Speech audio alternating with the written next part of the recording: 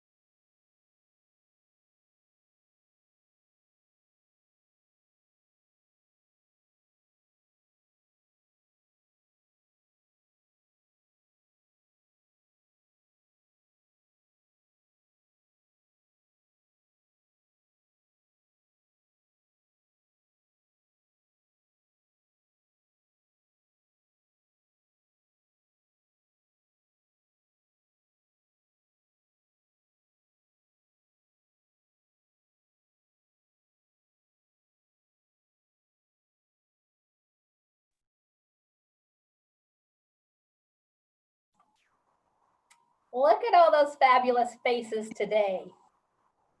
Good to see everybody. We're going to let everybody get in and we'll get started in just a few minutes, guys. What's up, Bodie? How are you, sir? Good, man. How you been? I'm good. Welcome to Texas. Thanks, man. I also recognize Chandra. Good to see you. Hey, Bodie, you still recruiting like a beast? I've slowed that down quite a bit. I'm working on a team here with my real estate, so I've shifted some of my focus over. Awesome. Well, good. More recruits for me, man. Well, what I'm trying to do, or what I'm working on doing, is helping my folks go recruit. Yes, that's the next phase of success through others, right? I'm a big fan of teaching my recruits how to recruit and letting them deal with all the wonderful things that happen with internet recruiting. Absolutely. Yeah. But yeah, man, appreciate all you're doing to grow this company for sure. Thank you. I know you've heard a lot of my thoughts before, so some of this might be a little redundant for you, but hopefully you'll get something out of it. We always enjoy it, Aaron. You've got great energy Absolutely. around it, and we love it. So, Thanks.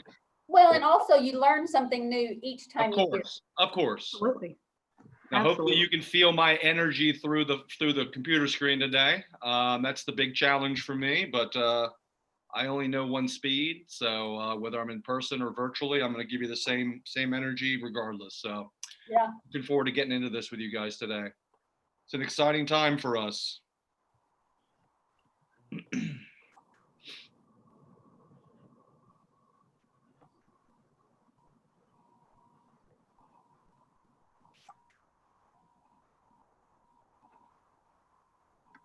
I'm excited because I get to see people's faces again. I haven't Yeah. had events to see everybody. And y'all know me, I want to see your faces. Exactly.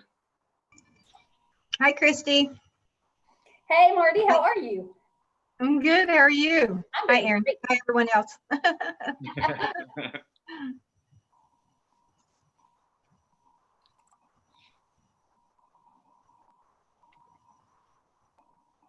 It's gonna be a great day, guys. Sure is. Have you guys opened up your market centers already? Yeah. Yeah, for the most part. I think everybody's slowly but surely getting back into the groove. Yeah. I never stopped. Yeah.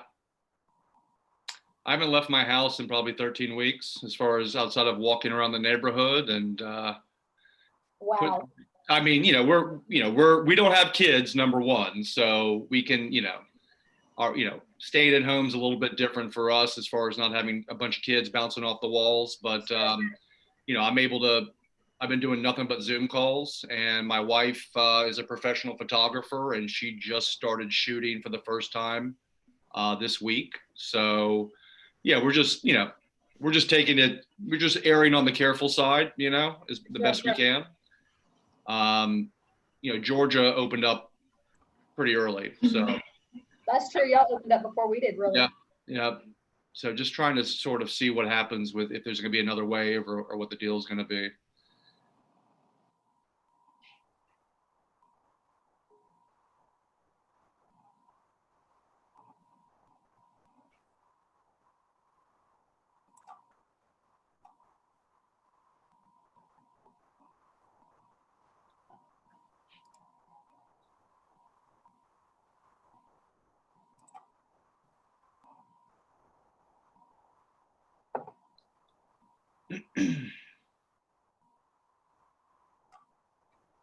They're still coming. Awesome.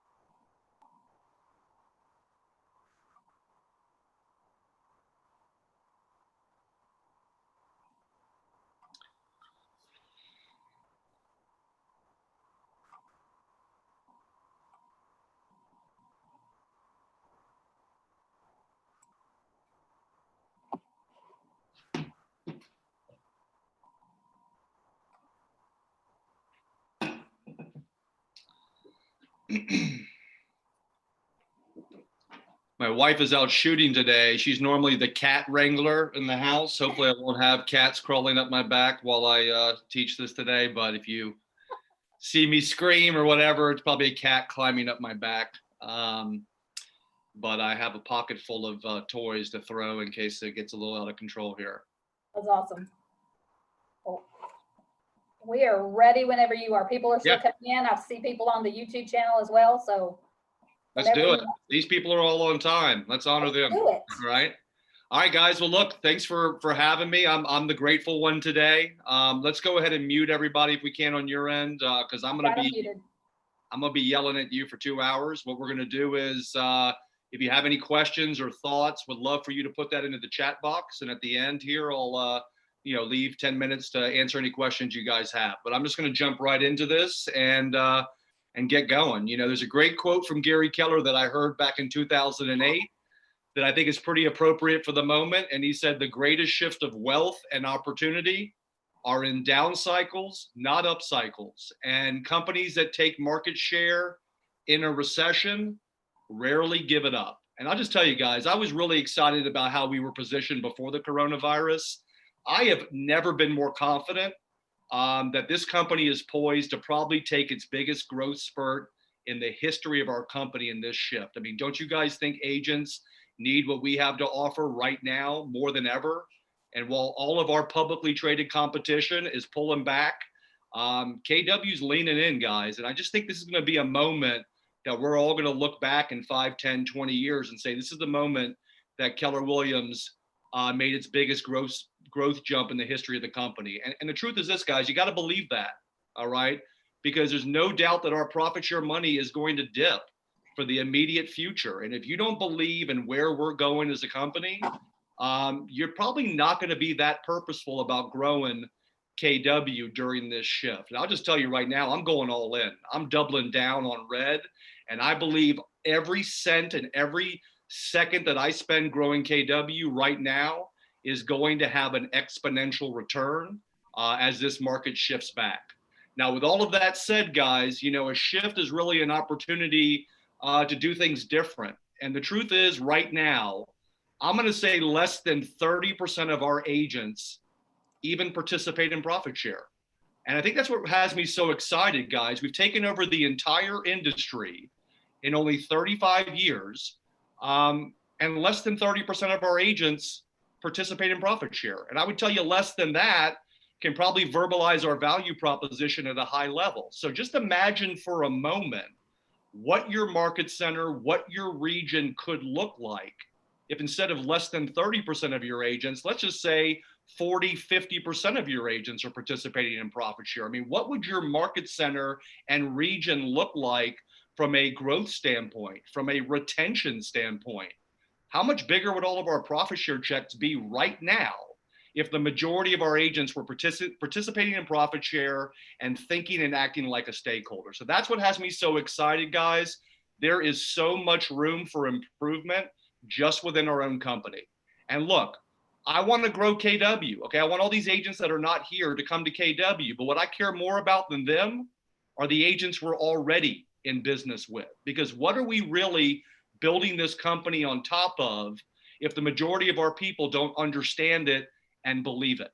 So today, guys, I'm going to share with you some conversations and concepts that I'm not just sharing with agents at other companies. These are conversations I'm having with our own agents. And, I want to be clear, guys, it's not your job to recruit, okay? That is your team leader's job. Here's the bar that you need to hit. You need to excite the recruit. You need to do the best job pre-qualifying them. You need to refer them to a market center, secure the appointment, and follow up. And today I want to give you some conversations and concepts that I think will help you reach that bar and really help you get positioned for the sponsorship. Okay, so I'm just going to jump right into it. I'm going to start with a couple basic concepts, and I'm going to start layering all my scripts over the top. First concept I want to talk about today comes from a guy named Simon Sinek. And I know a lot of you guys know Simon Sinek. A lot of you know I'm a big fan of Simon Sinek, but he's written several books. One book's called Start With Why. Another book's called Find Your Why. But he's got a very powerful TED Talk video that is called The Golden Circle.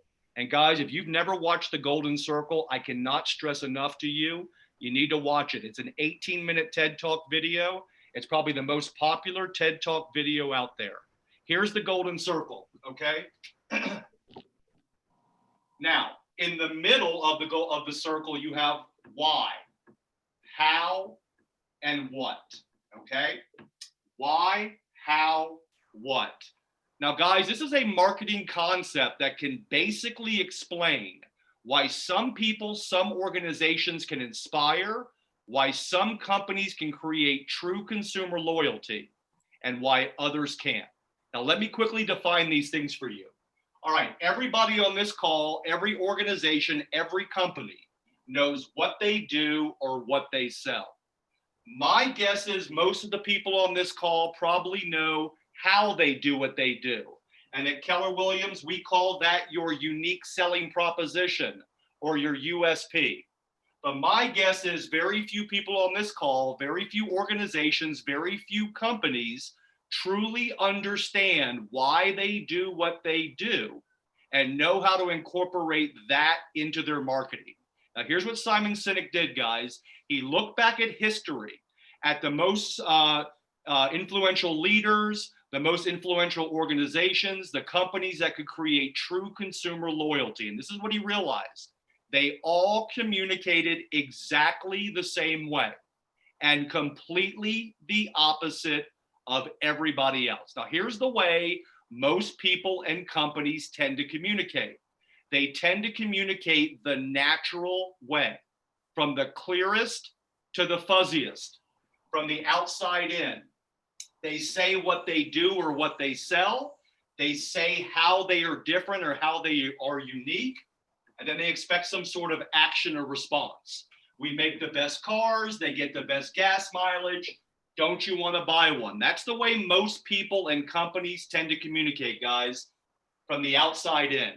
But what Simon Sinek found was that the people who were able to inspire, the companies that created true consumer loyalty, they all communicated exactly the opposite, from the inside out, from their why. So let me give you a couple examples of this at work.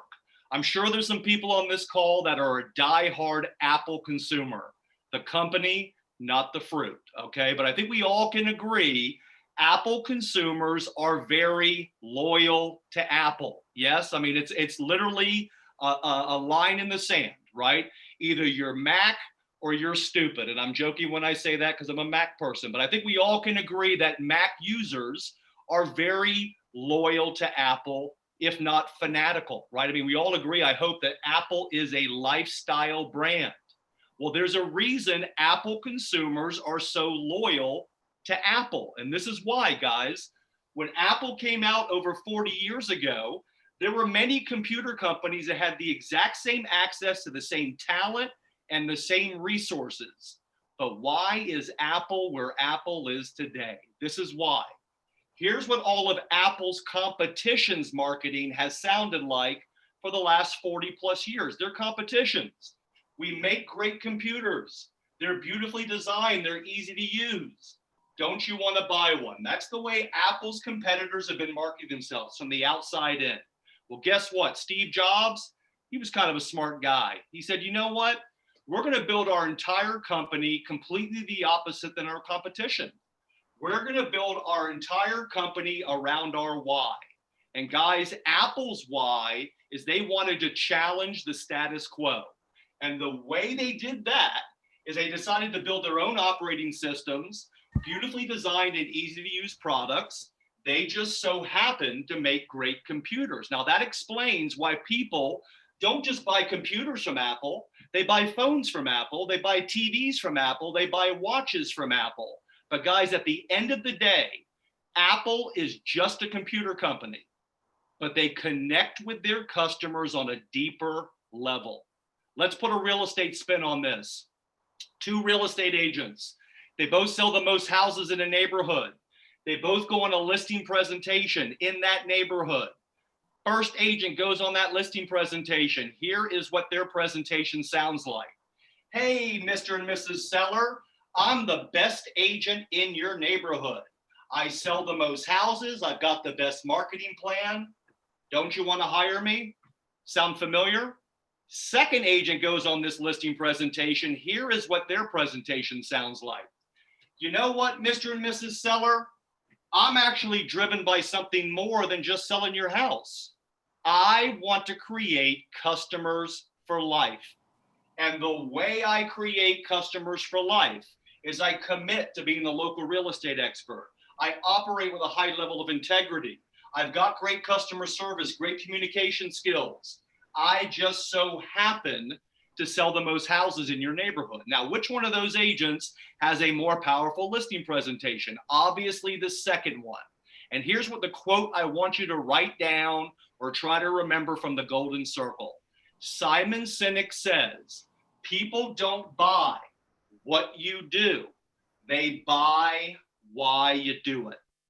People don't buy what you do. They buy why you do it. Okay, high Ds, here's where I'm going with that conversation.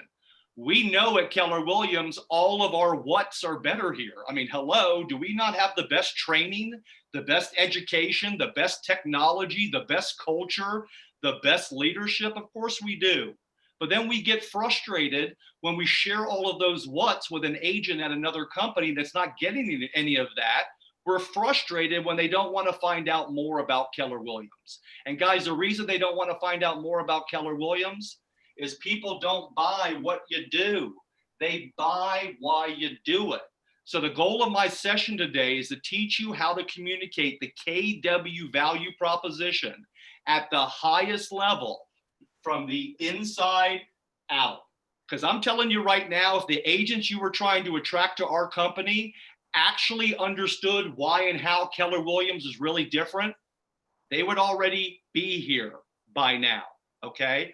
But look, the golden circle is the same reason that less than 30% of our agents participate in profit share, guys. Think about it. When we want to inspire our agents to participate in profit share, we dangle the carrot of the profit share money in front of their faces and say, hey, don't you want to make more profit share or more passive income? There's not one person in KW that doesn't want to make more passive income for them and their family. So why are less than 30% of our agents participating in it? Well, the answer is simple, guys. Profit share money is a what? It does not drive behavior. If we are going to inspire and empower our agents to get more purposeful about growing this company and get into more conversations with people about Keller Williams, we got to get our own agents to understand our why.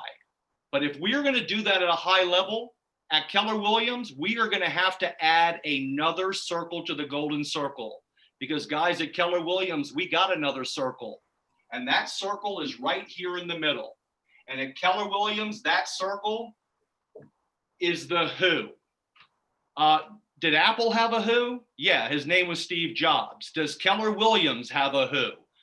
Yeah, his name is Gary Keller. And I think it's fair to say our company's why is tethered to Gary Keller's why. Yeah, is that a fair statement?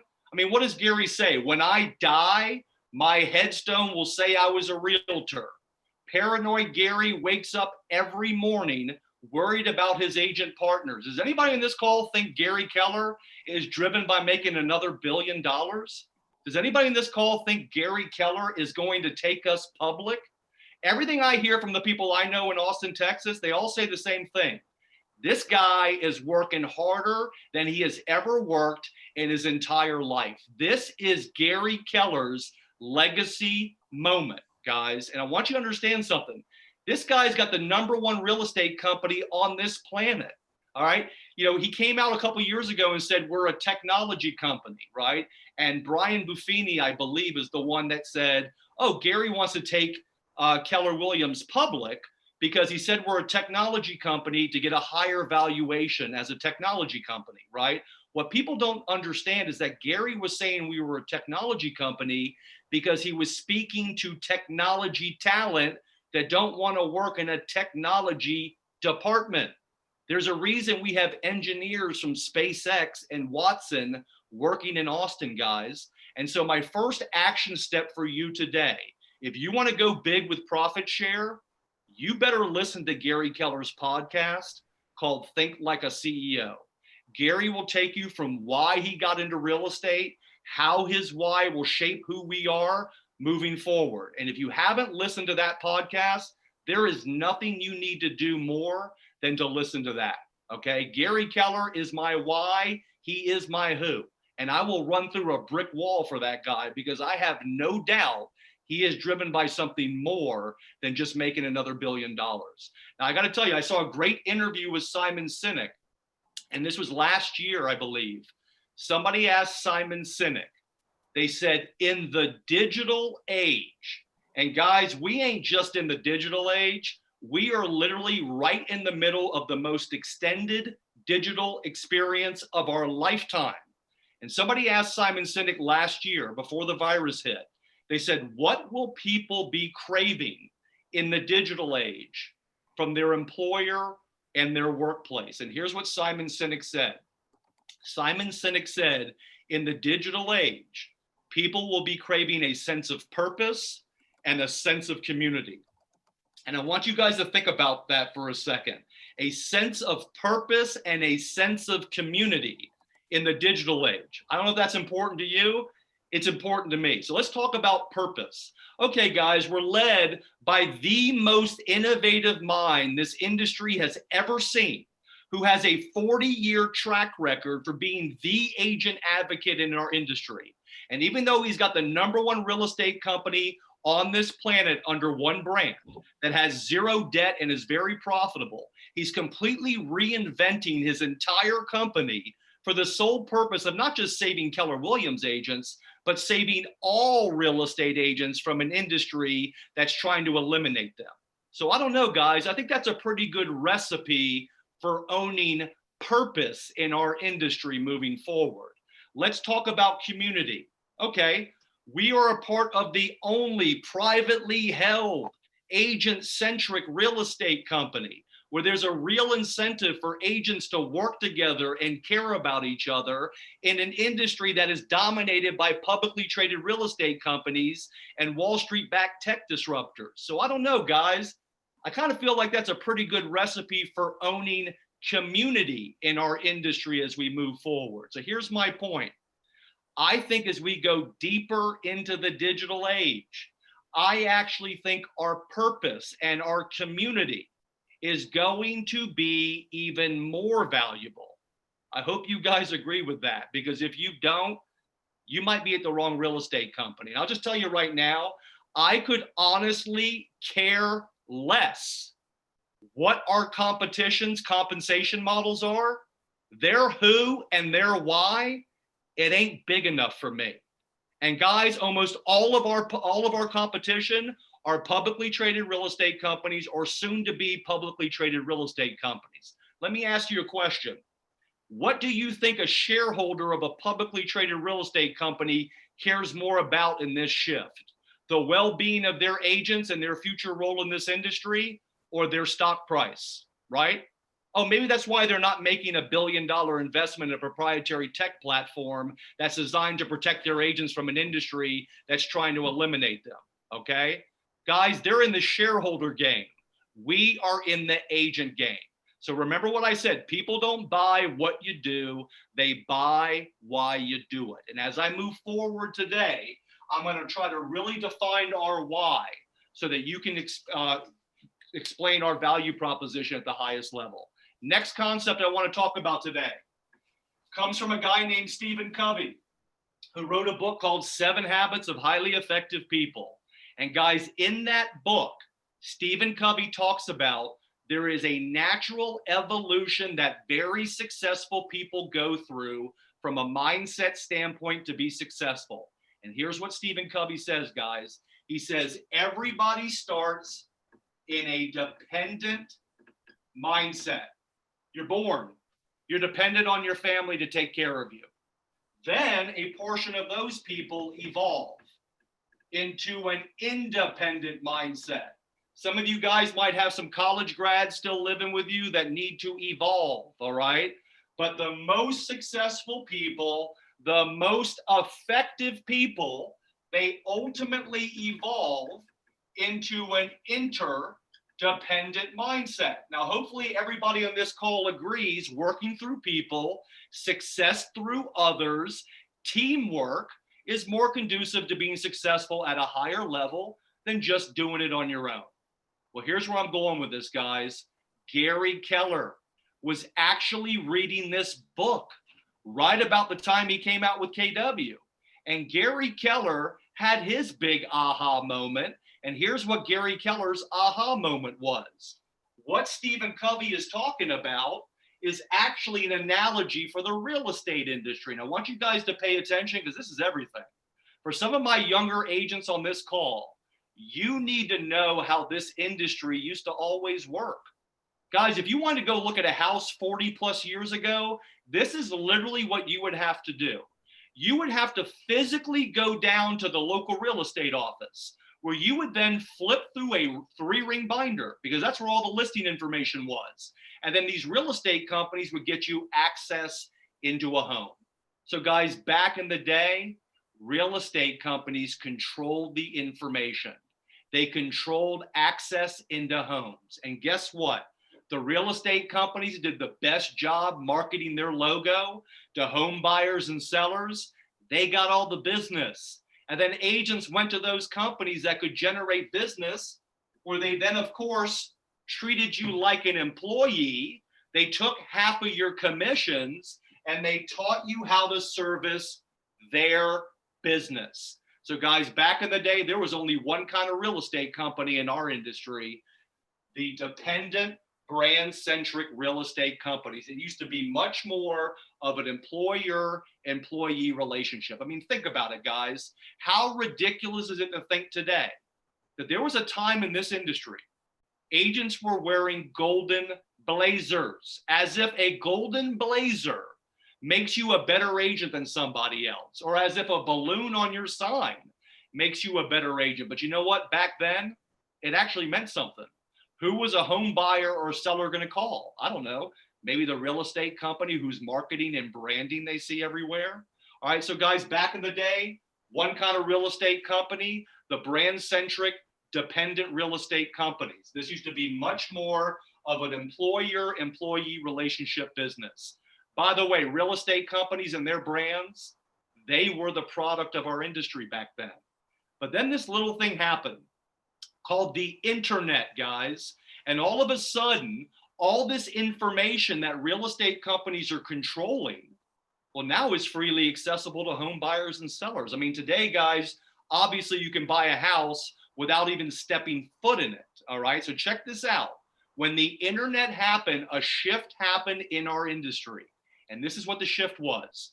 The product of our industry shifted from the real estate companies and their brands to the real estate agents and their relationships.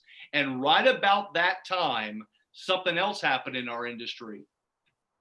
Out came the independent model, RE/MAX, Realty Executives, 100% companies. And guess what happened when the independent model came out?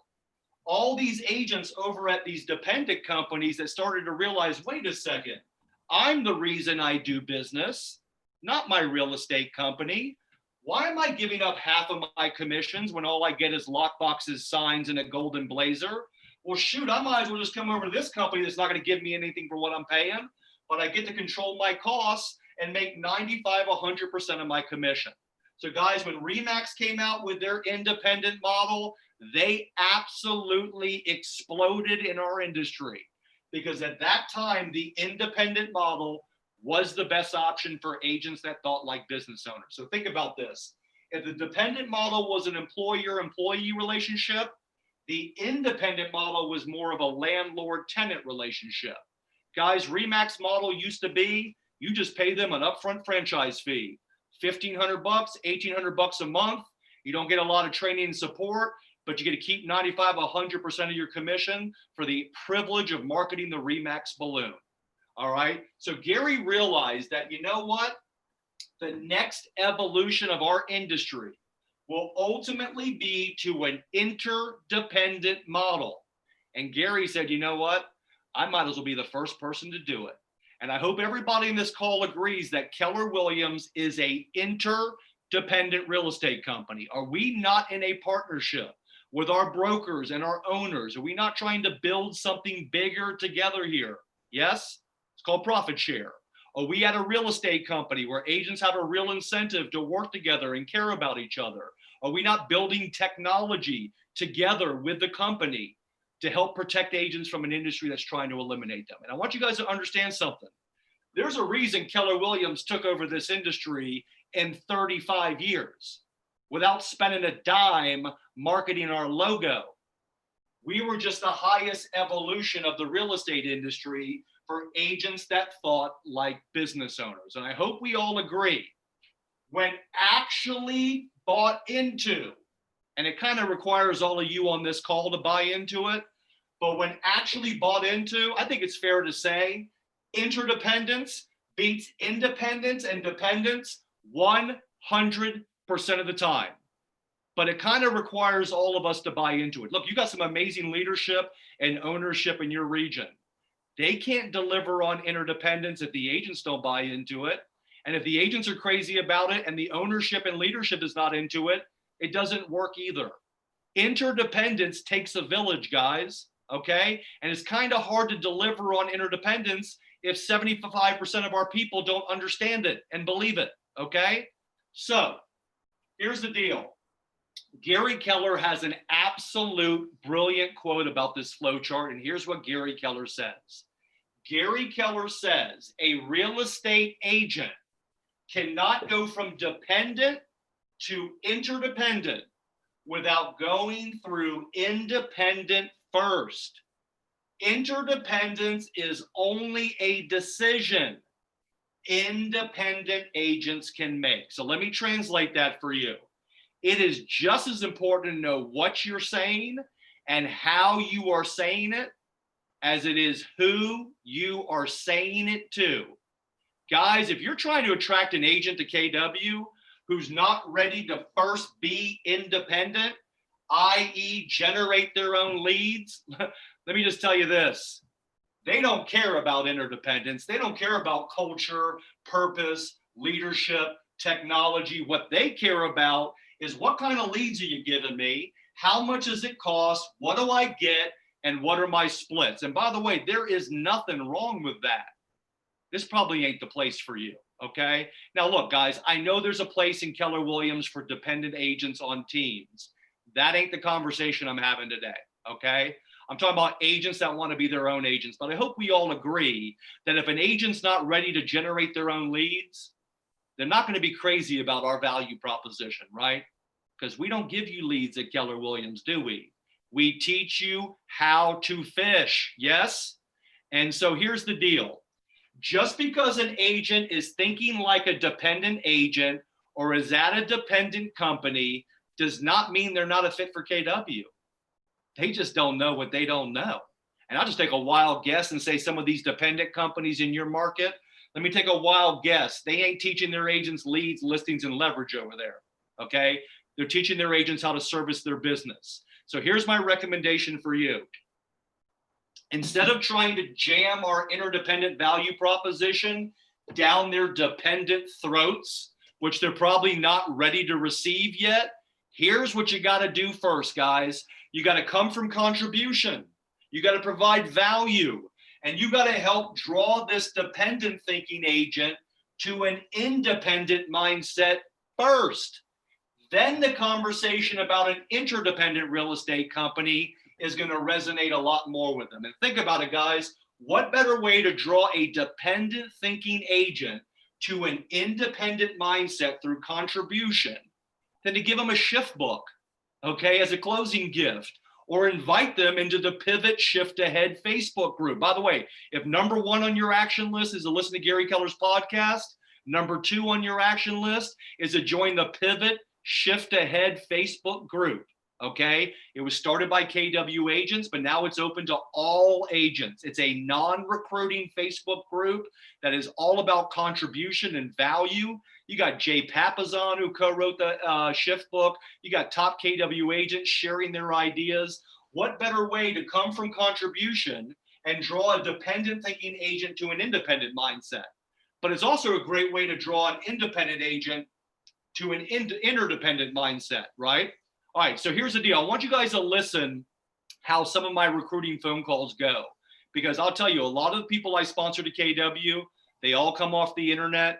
A lot of them are brand new or newer in the business, okay? So a lot of the people I sponsor to KW are dependent thinking agents. And I want you guys to listen to how my conversations go with them. You know, I start every conversation with the recruit off. I start off with their why. So start with why. There are two whys at play here, guys. The recruit's why and Keller Williams why. If these two whys don't match, this doesn't work, all right? So here's how every one of my conversations go. I ask every recruit, tell me your story. What's your big why? Now here's the good news when you ask a recruit their big why. One, you're gonna be the only person that ever asked them that.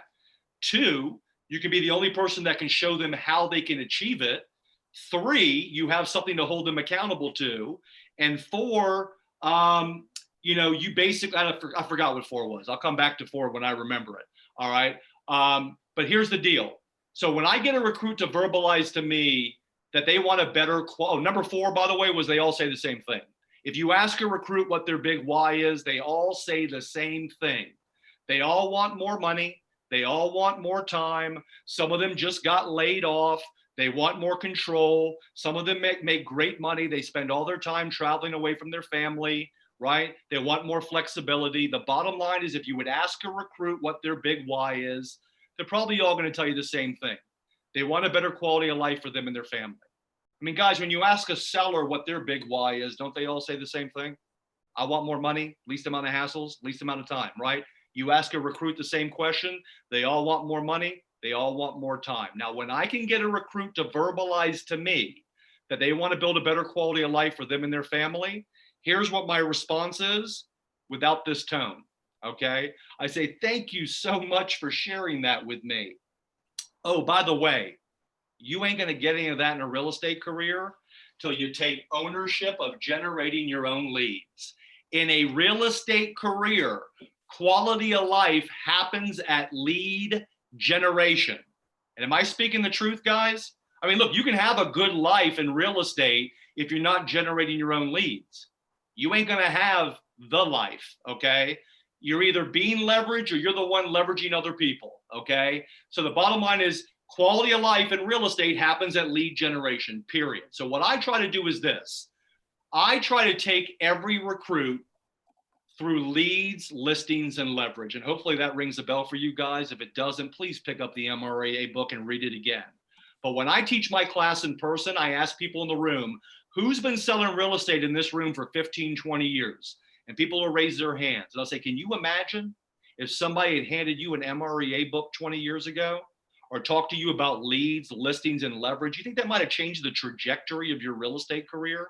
I mean, guys, I was 3 years at Coldwell Banker before I came to KW, before I realized, wait a second, I'm not in the real estate business. I'm in the lead generation business, okay? And I want to be very clear here, guys. I'm in the business of helping recruits, okay? I'm not, I don't tether myself to the results.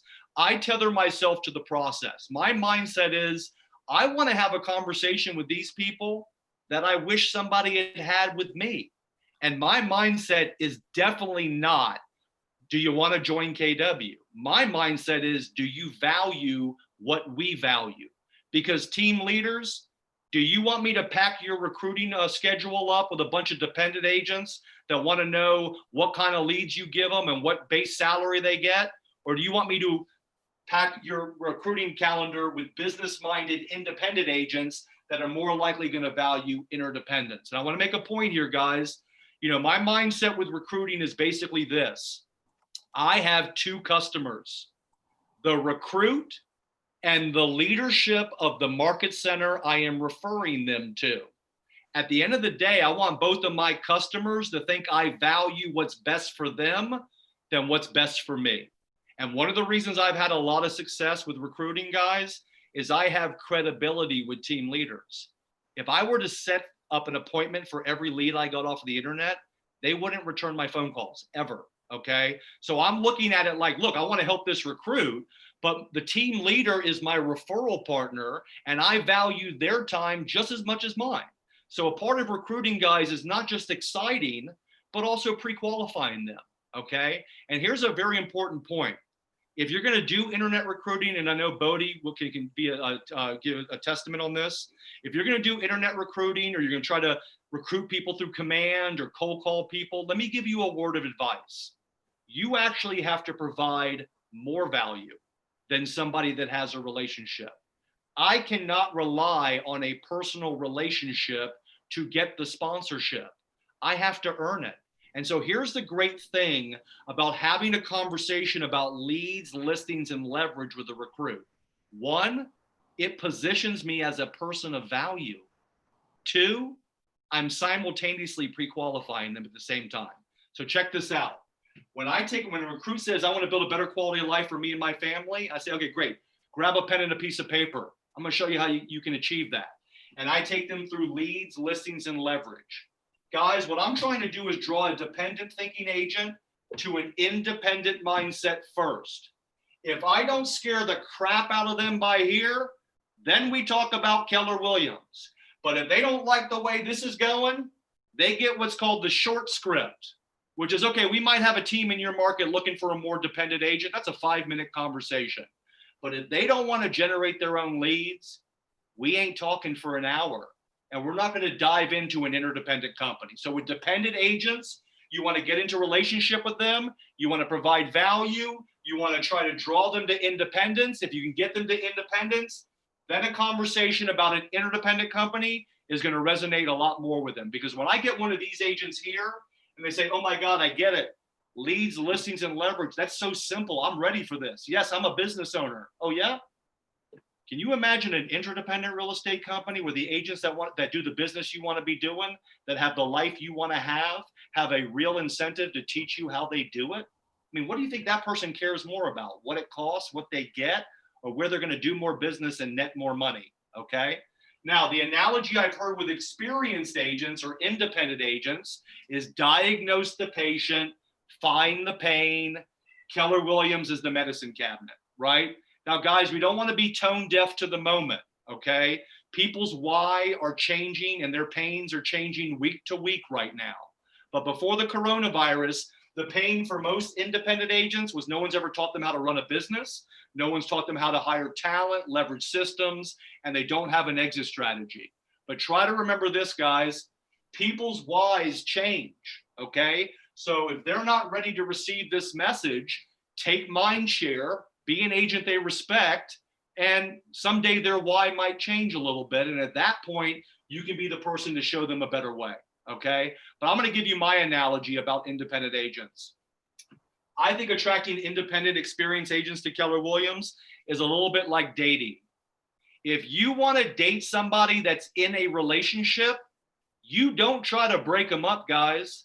You become their friend. You become someone they respect.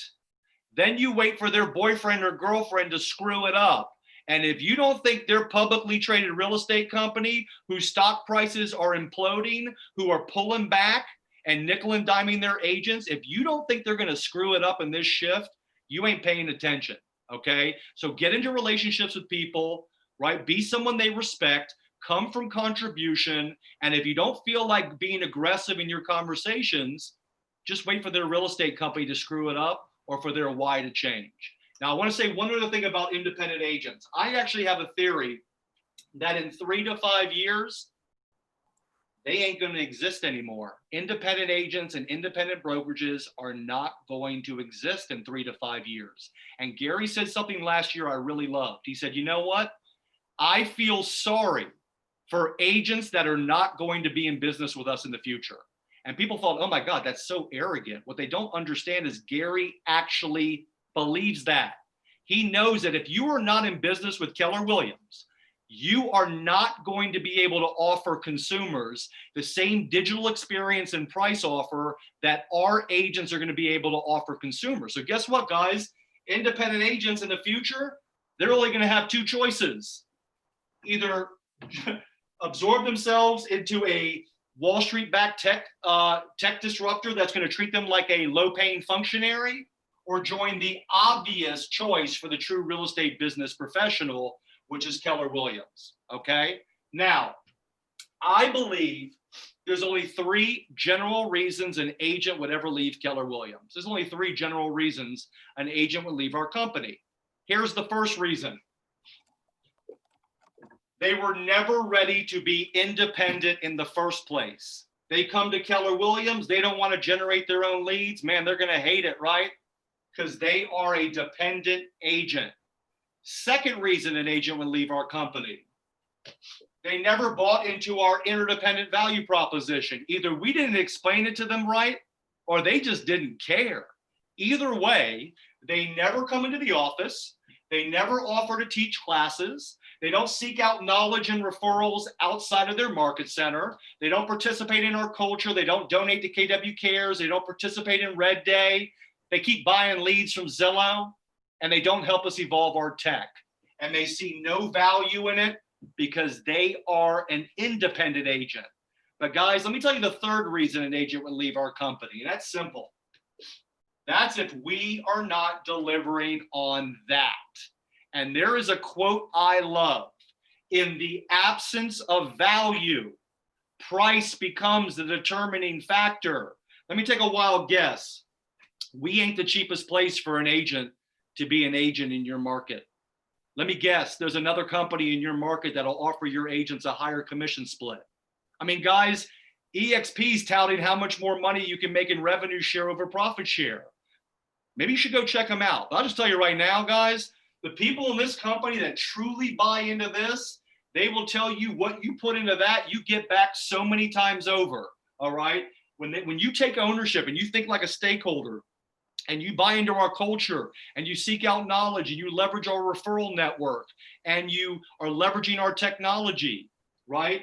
You're not going to go to one of these other companies because you're netting more money and building a better quality of life for you and your family. So just remember this, guys, when it comes to our competition, just know this: in the absence of value, price is their only conversation. Okay, just know that. They aren't having the purpose and community conversation.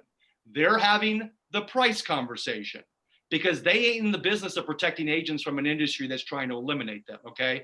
They're in the shareholder business. We're in the agent business. And just know this, guys, the second our competition went public, oh, and that includes you too, EXP, you can call yourself freaking agent owned all day long. You are a publicly traded real estate company, right? And I already said it before, the second, what do you think a shareholder of a publicly traded real estate company cares more about? The well-being of their agents and their future role in this industry, or their stock price, right?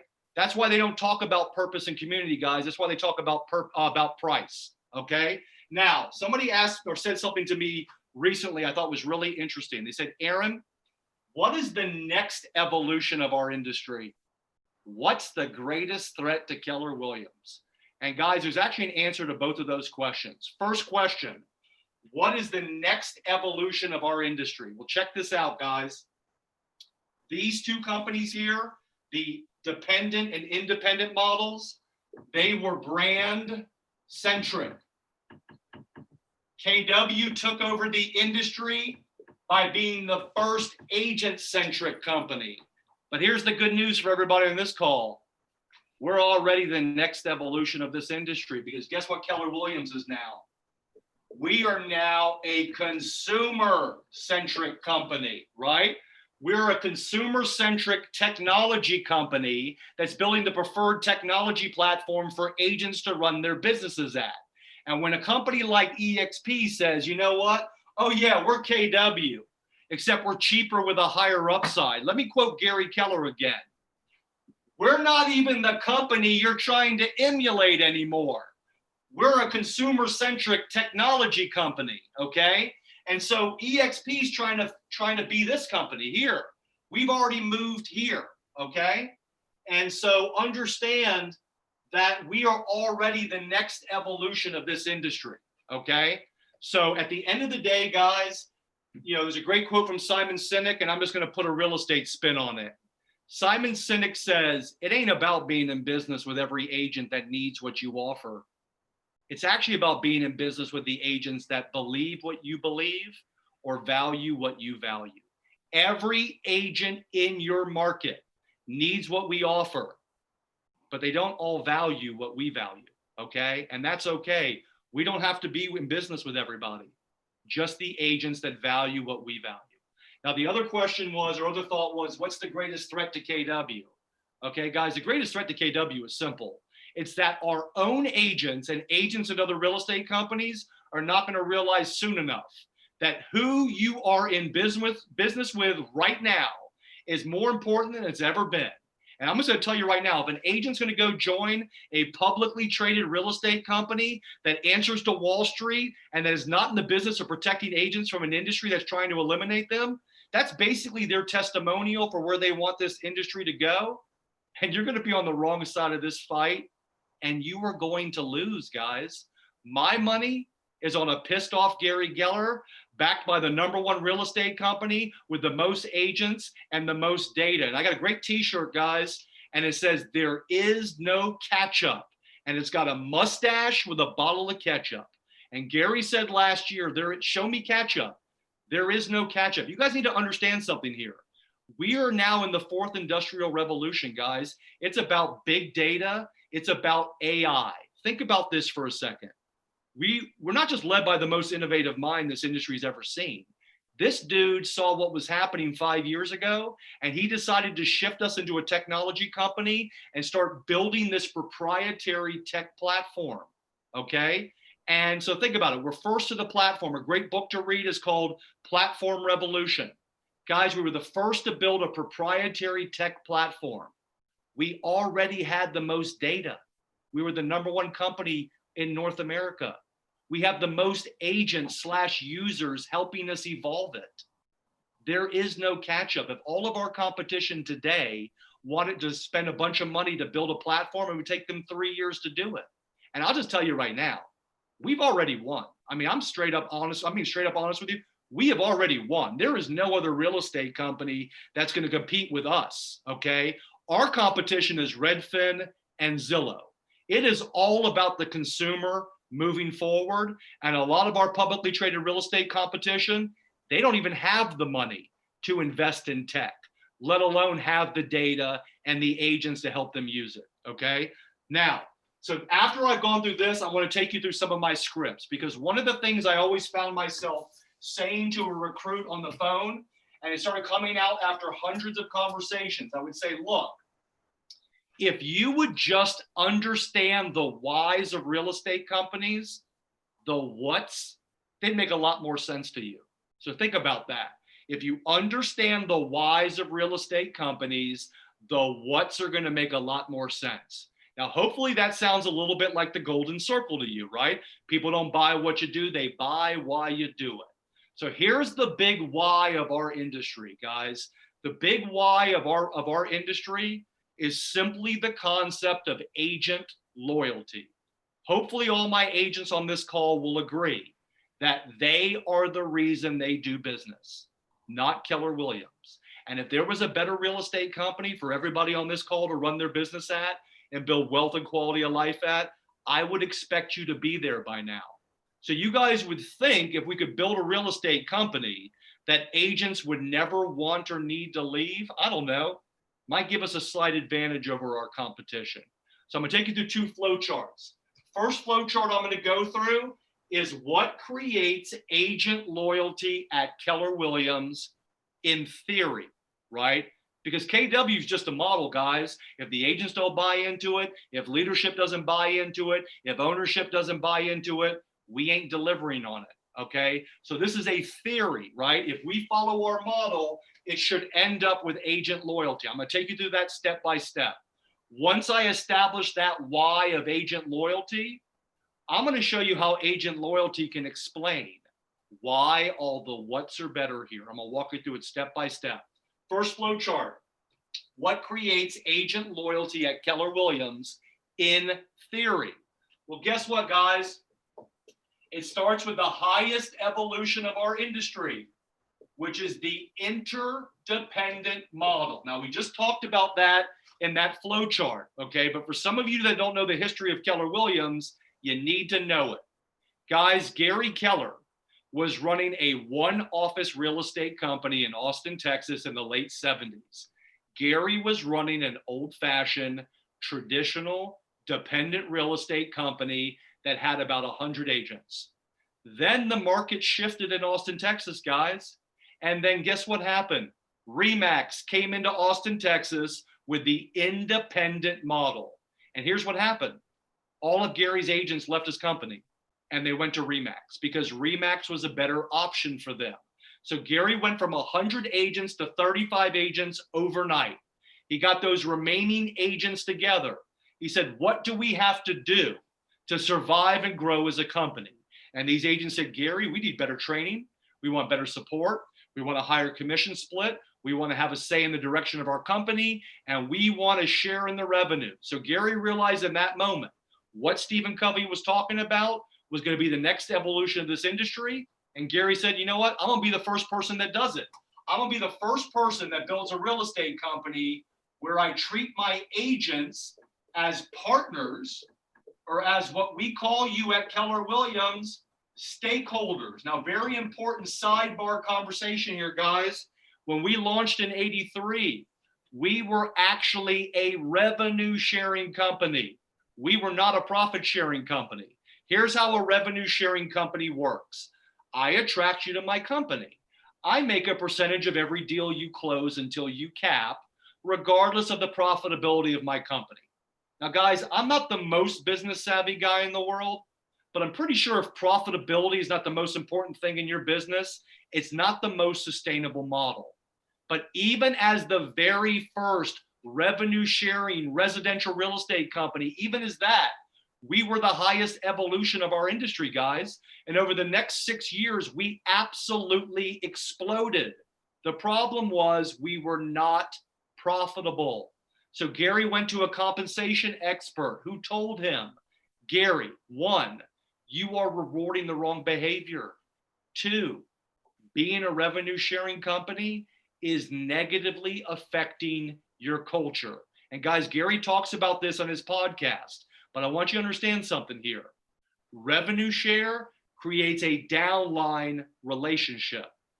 Profit share creates a culture company-wide. And by the way, just for the people on this call that happen to participate in profit share, I hope you understand, you ain't just vested in the success of the agents in your downline. You're also vested in the success of every agent in their market centers too, okay?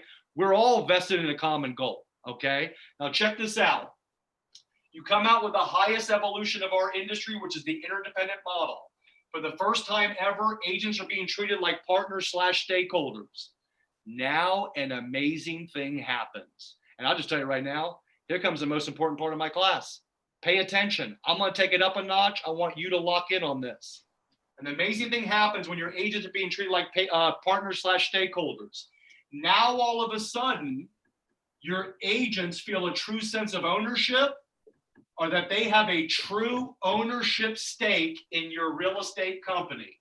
And I want you guys to pay attention to what I'm about to say, because when I am talking to a recruit, here is how I define what the ownership stake at KW is, or what it means to be a KW stakeholder. Okay, guys, I define being a KW stakeholder as having a real say in the direction of my local market center all the way up to the top of my company. And obviously we all have a say, right? Through our ALC, regional ALC, IALC. Did we not fly our top agents out to Austin, Texas to help us build this billion-dollar tech platform? Are we not the ones that are going to help evolve it? So I hope everybody in this call agrees. We have a say in the direction of our market center and company. And I don't know of another real estate company that gives their agents a say. Second definition of being a stakeholder is I get to look at the books. Guys, we are the only open book real estate company in this entire industry. And if you're going to be a profit sharing real estate company and you're going to make your agents believe in it, you got to be an open book, transparent company. And for some of you that haven't spent time on the internet, this entire company is wide open to you. Every agent's production, every agent's profit share, every market center's profitability, wide open to you. We are the only open book real estate company in our industry. Okay, so we have a say in the direction of our market center and company. We get to look at the books.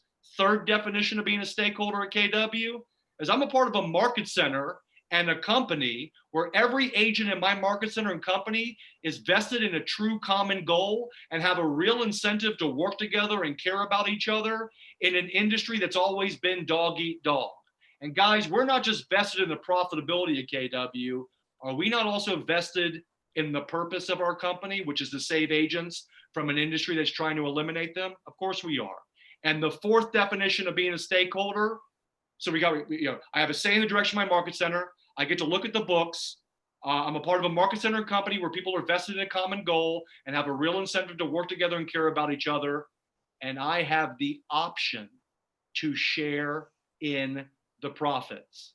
Guys, 100% of you have an ownership stake in our company, but unfortunately, less than 30% of us are being financially rewarded for that ownership stake. Now, hopefully that sounds a little bit to you like being a stakeholder at KW, but I'm about to go deeper, okay? Because guys, here's the deal. Whether you ever earn a cent in profit share or not, you're actually vested in the success of your market center and this company. And let me show you why. Do you think it's fair to say the more profitable your market center becomes, the more profitable your region becomes? I'm thinking the more money and resources they're going to reinvest back into you. Probably the better the training, right? The technology, the support, the office space is going to be. Does that benefit all of you guys, whether you ever earn a cent in profit share or not? Of course it does. You know what? I'm thinking the more we grow your market center, guys, I'm thinking the better the energy and the culture of sharing is going to be in your market center, because agents will be galvanized by something bigger than their own businesses. Does that benefit you, whether you ever earn a cent in profit share or not? Of course it does. I'm thinking the more we grow your market center and your region, I expect more of your agents to donate to KW Cares, participate in Red Day. The greater the impact your market center and this company can make in your agents' lives in your community. Does that benefit you, whether you earn a cent in profit share or not? Of course it does. And think about it, guys, the more we grow your market center in this company, my guess is the more Keller Williams signs are going to be popping up in sellers' yards around your market. Oh yeah, heads up, you're a part of a real estate company that spends no money marketing itself. And the only way we can build our brand recognition and reputation in your market is by our agents for sale signs going up in sellers' yards. Now, does that benefit you, whether you earn a cent in profit share or not? Of course it does. And think about it, guys, if we just keep doing this right, in 5 to 7 years, there's going to be over 300,000 Keller Williams stakeholders worldwide. Think about that for a second. Think about the sharing of ideas, the masterminding flowing through that network. Think about the global referral business flowing through a network of 300,000 stakeholders. Think about what KW Cares can do with over 300,000 stakeholders. Think about the data. Think about the insight. Think about the unfair advantage we all will be able to offer our customers, and think about how much of a better chance your real estate company will have to beat these Wall Street backed tech disruptors that are trying to put all of you out of business. All right. So I want to make sure you guys are following me today. Whether you ever earn a cent in profit share or not, you got an ownership stake in your market center and in this company. I don't know. Maybe you should take more ownership of it or not. It's up to you. But I got a little news flash for you.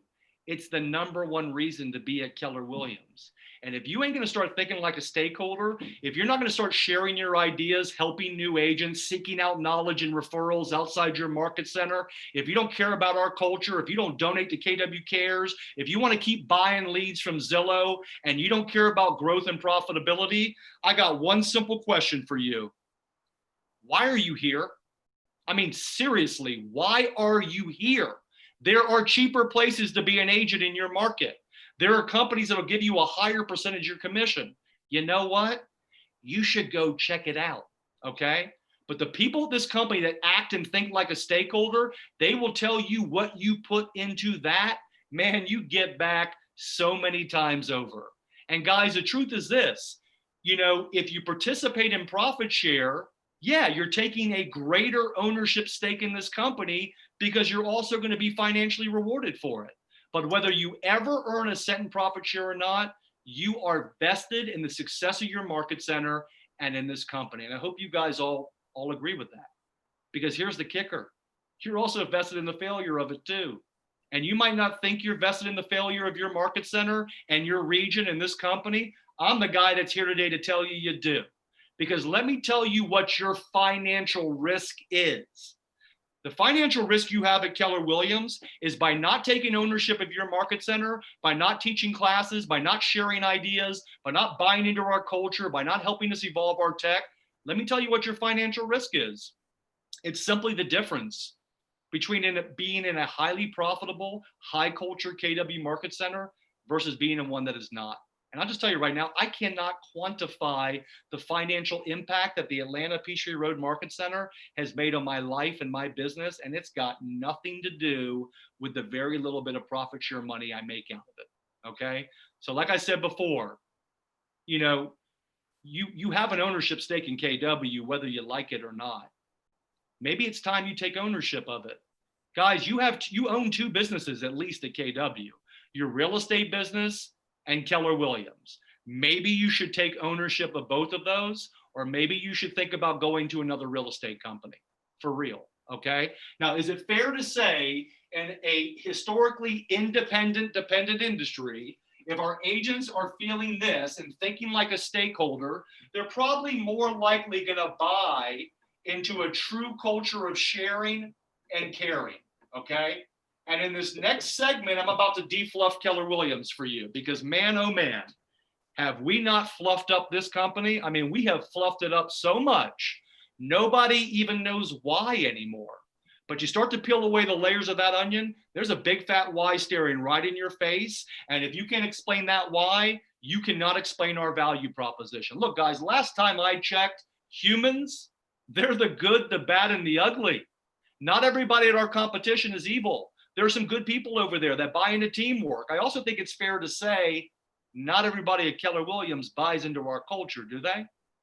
But there is something different about our culture, yeah? There's something different about it, right? I mean, why is it when I'm teaching in Joplin, Missouri a couple of years ago, agents in my classroom are crying because an F5 tornado blew through Joplin, Missouri, I don't know, 9 years ago. And the way that agents from around this company packed up U-Haul trucks and drove them to Joplin and donated money brought those agents to tears. I'm assuming there are people on this call that went to Mega Relief 3 years ago. And for some of you guys that don't know what Mega Relief was, let me tell you, we do two huge training events a year, Family Reunion, Mega Camp. 3 years ago, Mega Camp's always in Austin, Texas. Hurricane Harvey blew through Houston a month before Mega Camp, okay? And the Austin Convention Center became a shelter. And KWRI said 3 years ago, you know what, we're gonna pivot this year. We're not doing Mega Camp. We're gonna pivot and we're gonna do Mega Relief. 4,000 of us descended on Austin, Texas. I spent my own money to fly to Austin to get a hotel room for 4 nights, to be bused multiple days into Houston, to spend multiple days in that hot Houston sun, helping us demuck our agents' homes that were affected by the hurricane. Okay, and right around the same time that hurricane happened, there were fires going on in Northern California that were affecting our associates, guys. And KWRI said, you know what? We're going to commit to raising $20 million for our associates affected by these natural disasters. What you need to wrap your brains around, oh, that money didn't come from KWRI, guys. That money came from us, the stakeholders of KW. And let me just tell you this, I didn't see those RE/MAX agents in Houston. I didn't see those Caldwell Banker agents in Houston. And I definitely didn't see those EXP avatars down there. And that is the difference between being a part of a privately held real estate company where agents are treated as stakeholders and being a part of a publicly traded real estate company that answers to Wall Street, okay? There is something different about our culture, guys, and it ain't Y4C2Ts. It ain't because we're family. Listen, I love you guys. We ain't family. We are in business together.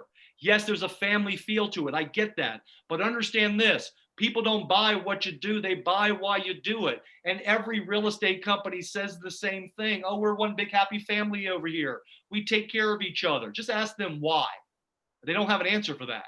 You know why our agents work together more here? You know why they care more at Keller Williams? It's because we're the only privately held, interdependent, agent-centric real estate company where agents have a true vested interest in a common goal and have a real incentive to work together and care about each other. And guys, if you don't believe me, let me just quote two of the top people in the history of Keller Williams. First person I'm going to quote is our former CEO, Mark Willis, who I actually think said it best. He said, at Keller Williams, our culture, it starts with profit share. And you better wrap your brain around that quote, guys. Our culture starts with profit share. Now, do not mistake profit share for being profitable. You will not be profitable without culture. You're not going to have a true culture without profit share. And I'm sure some of you are sitting there saying, did that guy just tether our culture to a financial incentive? Yeah, I did. That's what makes it different, guys. Humans are the good, the bad, and the ugly. Why are they willing to work together more and care about each other more at Keller Williams?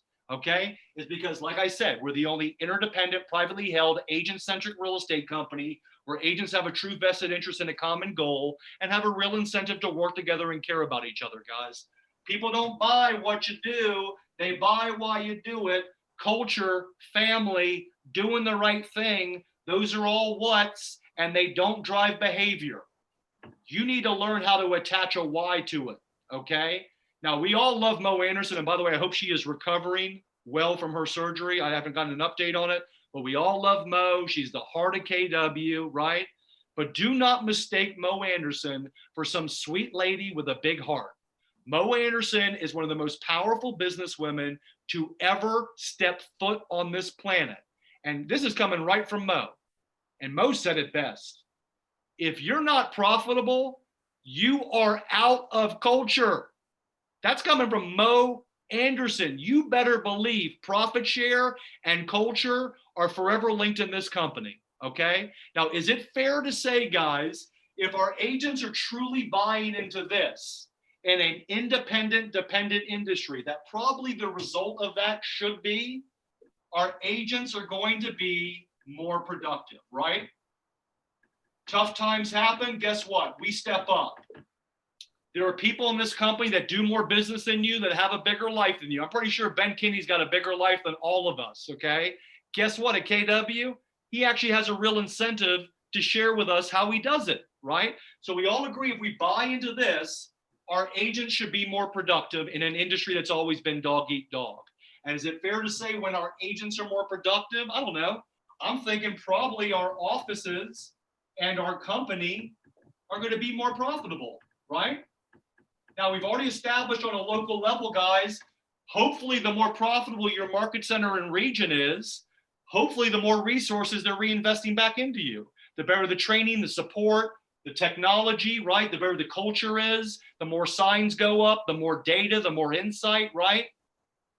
This is called interdependence, right? And just so we all know, not every region, not every market center thinks abundantly and reinvests back into their agents, just so you know. And then they wonder why their agents don't stick around, okay? So when our market centers are more profitable, that makes our agents more productive, which makes our market center even more profitable, right? That's called interdependence. It goes both ways. Now, I'm sure there's some people on this call that earn profit share, okay? Guys, you think, I'll just tell you right now, even with what's going on with the coronavirus, I'll just tell you right now, we're gonna give back over $80 million in profit share this year in a shifting market. You guys think that's an advantage to be a part of a real estate company that's injecting $80 million in profit share into our agents' businesses and lives at a time when our publicly traded competition is pulling back and nickel and diming their agents? We're giving back $80 million in profit share this year. We're investing in technology and training. We're making money, giving money to MAPS to make coaching cheaper for you. You guys think that's an advantage to be a part of a real estate company that has zero debt, is giving back $80 million in profit share? So guys, if we buy into this, these things go back and forth. And this is going to happen, guess what's going to happen as a result of that? Our agents should simply have a better quality of life at Keller Williams. And let's get real, guys. Do you know of another real estate company that takes a more intentional approach to teaching agents how to build wealth and quality of life like we do? I'm sorry, didn't Gary Keller write the books on this? MREA, MREI, Whole Flip Shift, The One Thing. I don't hear these other companies talking about careers worth having, business worth owning, lives worth living, legacies worth leaving. Does anybody on this call disagree with me?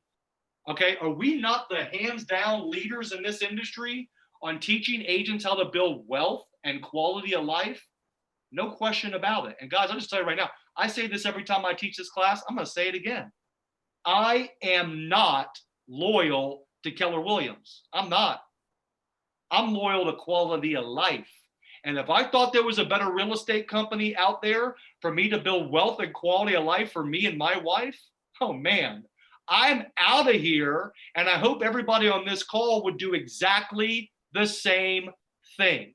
Are you really loyal to Keller Williams, or are you loyal to quality of life? Now, the good news is this is the best place for you to build wealth and quality of life if you're actually taking ownership of it. All right. But guys, when I hear an agent say, Oh my God, I just love my broker. I would never think about leaving my real estate company. This is what I want to do, and don't do this. I want to shake them. And I want to say, who do you love more, your broker or your family? Because you know what? If your broker really loved you so much, they'd probably tell you to take a closer look at KW, where you get better training support, better technology, do more business, net more money, and build a better quality of life. And by the way, is your broker's love for you contingent on you being in business with them? My guess is it is. Okay. And guys, I got a hashtag that's going viral because I'm not going to stop using it. And my hashtag is hashtag broker Stockholm syndrome. You guys know what Stockholm syndrome is? That's when a captive falls in love with their captor. You literally have agents in your market that will fight you tooth and nail to defend a broker who is proactively keeping them down by not teaching them how to lead generate at a high level, by not building technology that helps them compete with Zillow, by holding their listings hostage when they want to leave, by trying to convince them their logo is the reason they do business. Hashtag broker Stockholm syndrome. That ain't going to be the last time you hear that today. But is it fair to say if there was a better place for 180,000 KW agents to build wealth and quality of life at, is it fair to say they would probably be there by now? All right, so in theory, what I've hopefully established here is what our big why is. If we deliver on our interdependent value proposition and agents are thinking like stakeholders, they're going to buy into our culture, agents are going to be more productive, right? Market center and companies are going to be more profitable. Everybody's going to build a better quality of life here, and nobody should ever lead. Now we're going to take that why of agent loyalty, and I'm going to show you how that why of agent loyalty can explain why all the whats are better here. So here we go. We take agent loyalty, we write it right here in the middle, okay? And I am going to give you 6 whats that can be explained why they're better here because of agent loyalty, and why those same whats are not in our competition because of a lack of agent loyalty. And hopefully everybody remembers the golden circle because it layers right over the top of this. Agent loyalty is your why. Where the arrows end are your whats. People don't buy what you do, they buy why you do it. All right, the first effect of agent loyalty, as in the KW effect, is invest in versus compete with. Invest in versus compete with. Okay, guys, now remember how we were talking about how the industry used to always work, right? Back in the day, real estate companies controlled the business, they controlled access into homes, and the real estate companies did the best job marketing their brands to home buyers and sellers. They got all the business, right? The problem for our competition is that's not the way the business works anymore. Agents are the reason agents do business. And of course, their problem is they're telling the same darn story. All right. And here's the deal, guys. Our brand-centric competition always has, and they always will, value their brands as their greatest asset, not their agents. And now that they're all publicly traded, they are doubling down on their brands. And they're going to keep spending more and more money marketing their brands. Okay. And here's where I'm going with this, guys. If your real estate company values its brand as its greatest asset, and it spends all of its money marketing its brand to home buyers and sellers, hello, you better believe they're doing that to compete with their agents for business. Don't get it twisted. They are pitching their national brand advertising to their agents like, oh yeah, we're promoting the real estate company you're in business with. But the truth is, guys, they're trying to get in between their agents and home buyers and sellers so they can capture that lead off of their multi-million-dollar marketing campaign. And then, of course, sell them back to their agents for a lower split or a referral fee. And I'll just tell you right now, you don't get that. You don't get the industry you are in. That is exactly what our competition is doing. All right, if you think a buyer in your market is driving down the highway and they see a Caldwell Banker billboard that says caldwellbanker.com, and they get home and they turn the TV on and there's a Caldwell Banker commercial that says caldwellbanker.com, if you think for 1 second they are picking the phone up and calling a Caldwell Banker agent, you're crazy.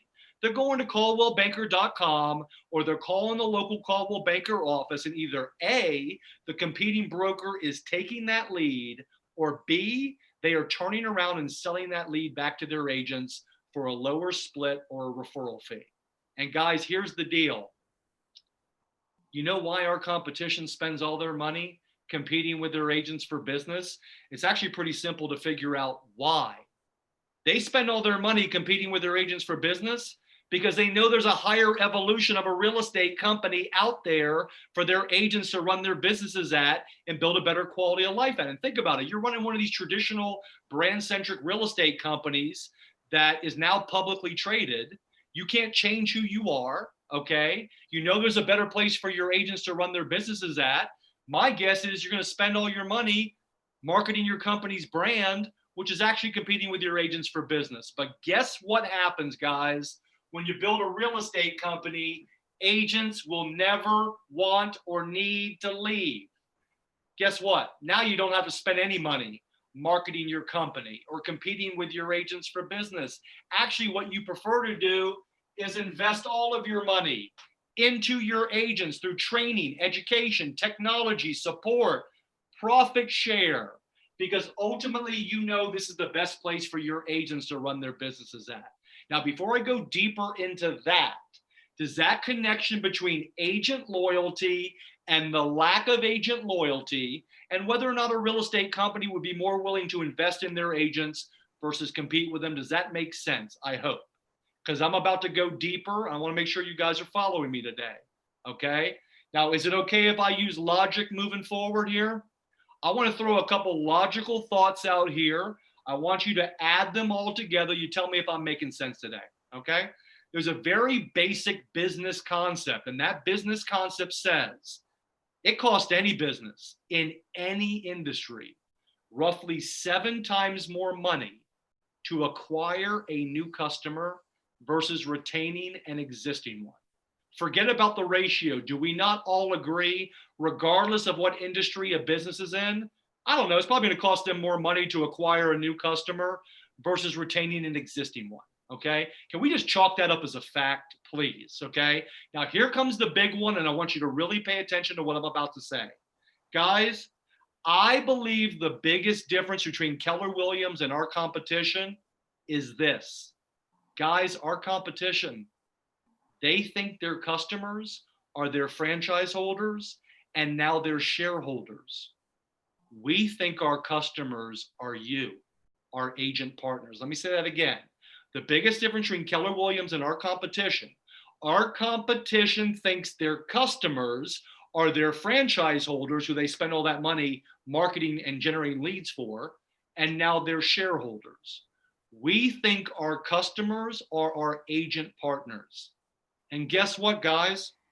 When you build a real estate company where you don't have to worry about losing your customers, i.e. your agents, because there's not a better place for them to do business at, guess what?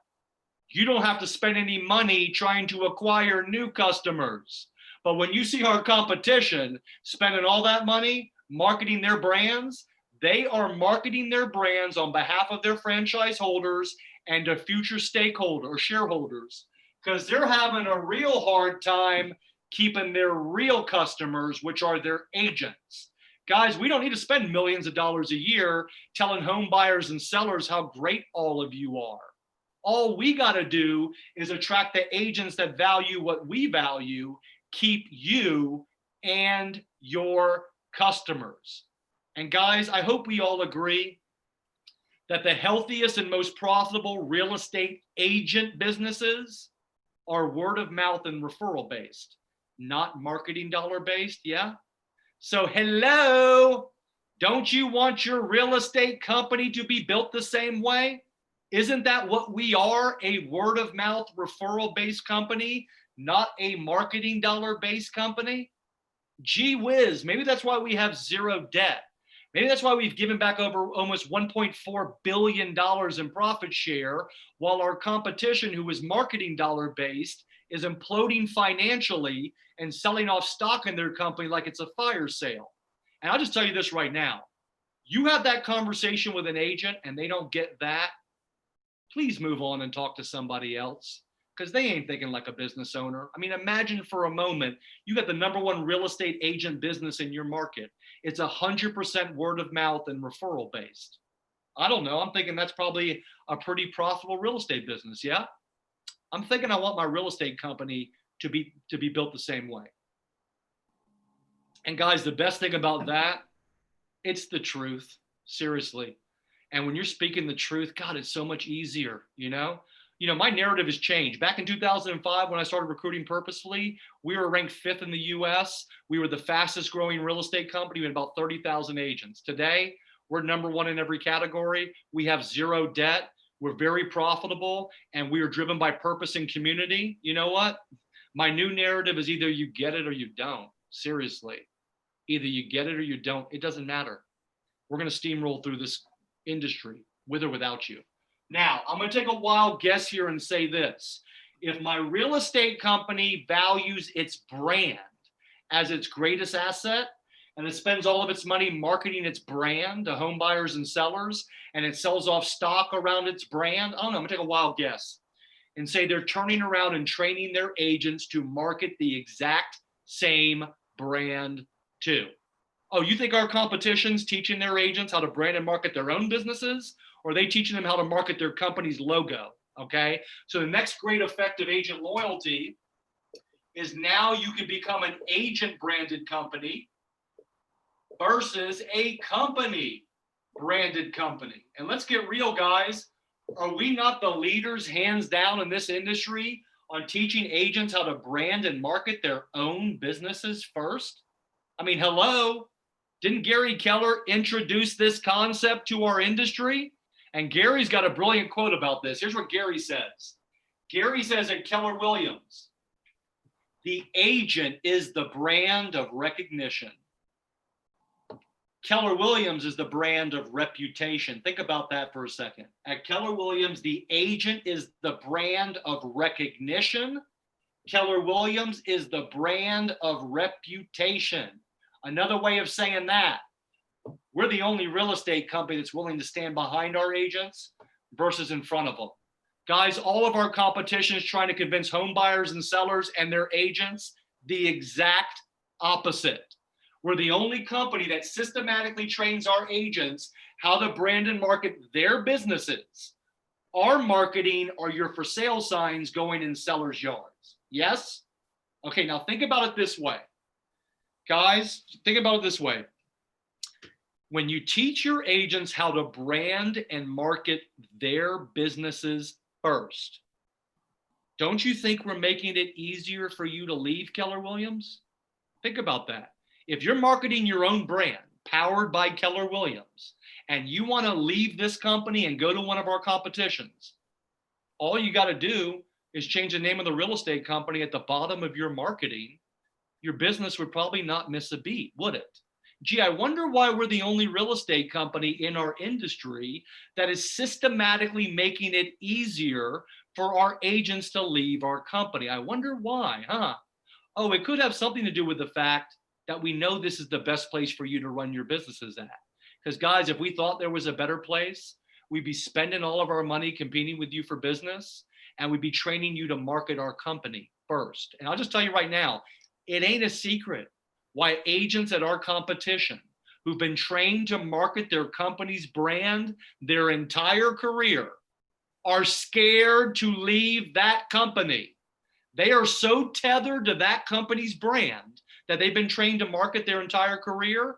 The idea of leaving that company, having to reinvent their entire brand and lose all of their marketing momentum scares the crap out of them. Oh yeah, that's exactly how their real estate company wants it. Scared to leave. Hashtag broker Stockholm syndrome. Yeah, right? But when you build a real estate company, agents should never want or need to leave. Now you want to teach your agents how to brand their own businesses first, which actually makes it easier for them to leave. Let's go one step further on this. Guys, there's good and bad people at every company. There are nice people at our competition that buy into teamwork. But hopefully we all agree there is no incentive, there is no why in their models for agents to work together and care about each other, okay? There's some nice people, but there's no incentive. So think about it this way.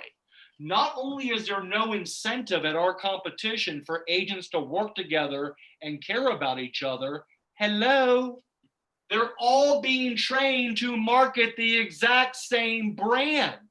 And if you don't think the person sitting next to you over at RE/MAX, who's being trained to market the RE/MAX balloon like you, if you don't think they're your greatest competition, you are clueless. They are being trained to market the exact same brand as you. Sellers ain't interviewing multiple RE/MAX agents that are marketing the RE/MAX balloon, or multiple Coldwell Banker agents that are marketing the Coldwell Banker logo.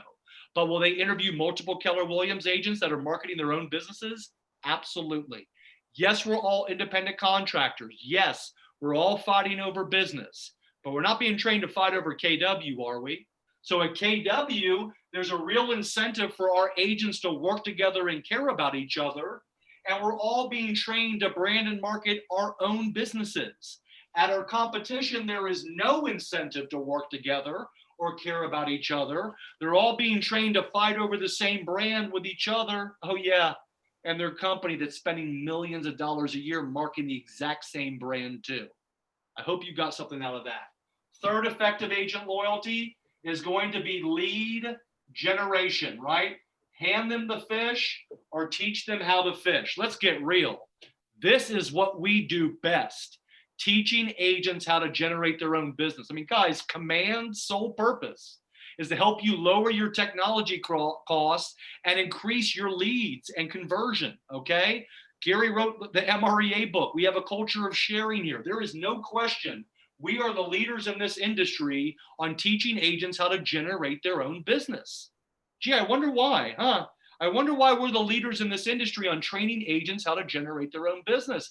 I just can't imagine why. Oh, yeah, it could have something to do with the fact that we know this is the best place for you to run your businesses at. Because honestly, guys, if we thought there was a better place, we'd be spending millions of dollars a year marketing our company and competing with you for business. We'd have corporate relocation relationships, and we'd be touting phone duty as a value proposition here. I mean, does my listings, my leads ring a bell for anybody on this call? You think that's the way it works at other real estate companies? No chance. All right, let me give you the magic word of the day. Here comes the magic word of the day.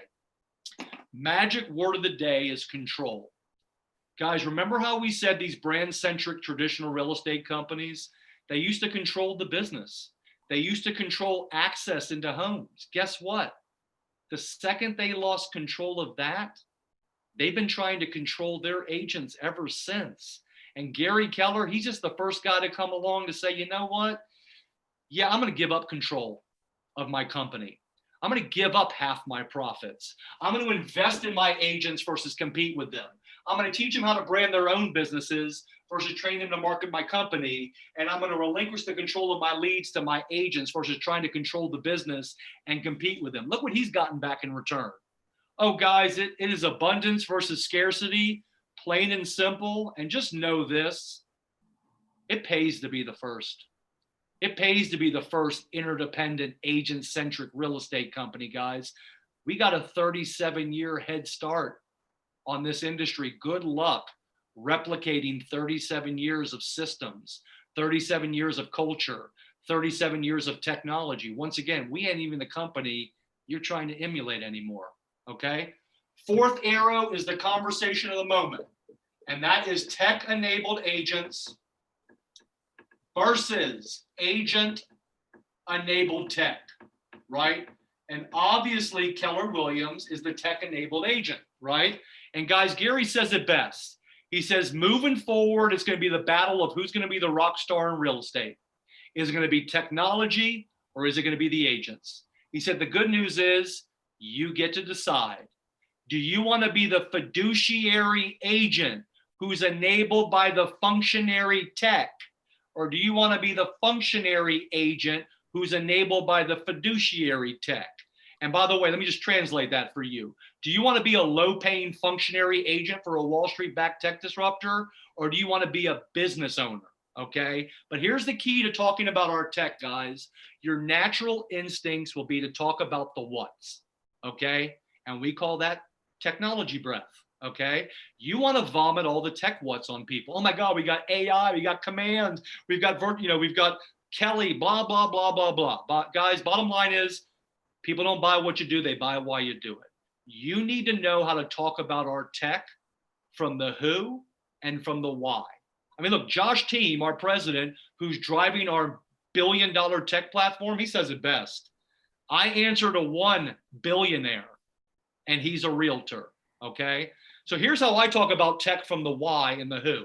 You know why we have the best technology? It's actually pretty simple to figure out. Oh, we're not just led by the most innovative mind this industry has ever seen. This guy saw what was happening 5 years ago, and so he decided to make $1 billion investment in a proprietary tech platform that he built in collaboration with our agents that's solely designed to help our agents lower our technology costs and help them out Zillow, right? People don't buy what you do, they buy why you do it. So let me take you from an exercise of coming from the what versus coming from the why. Here's coming from the what. Oh my God, I love Keller Williams.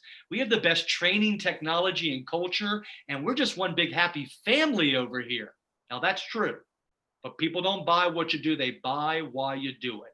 Here's how I say the exact same thing, except I come from the why.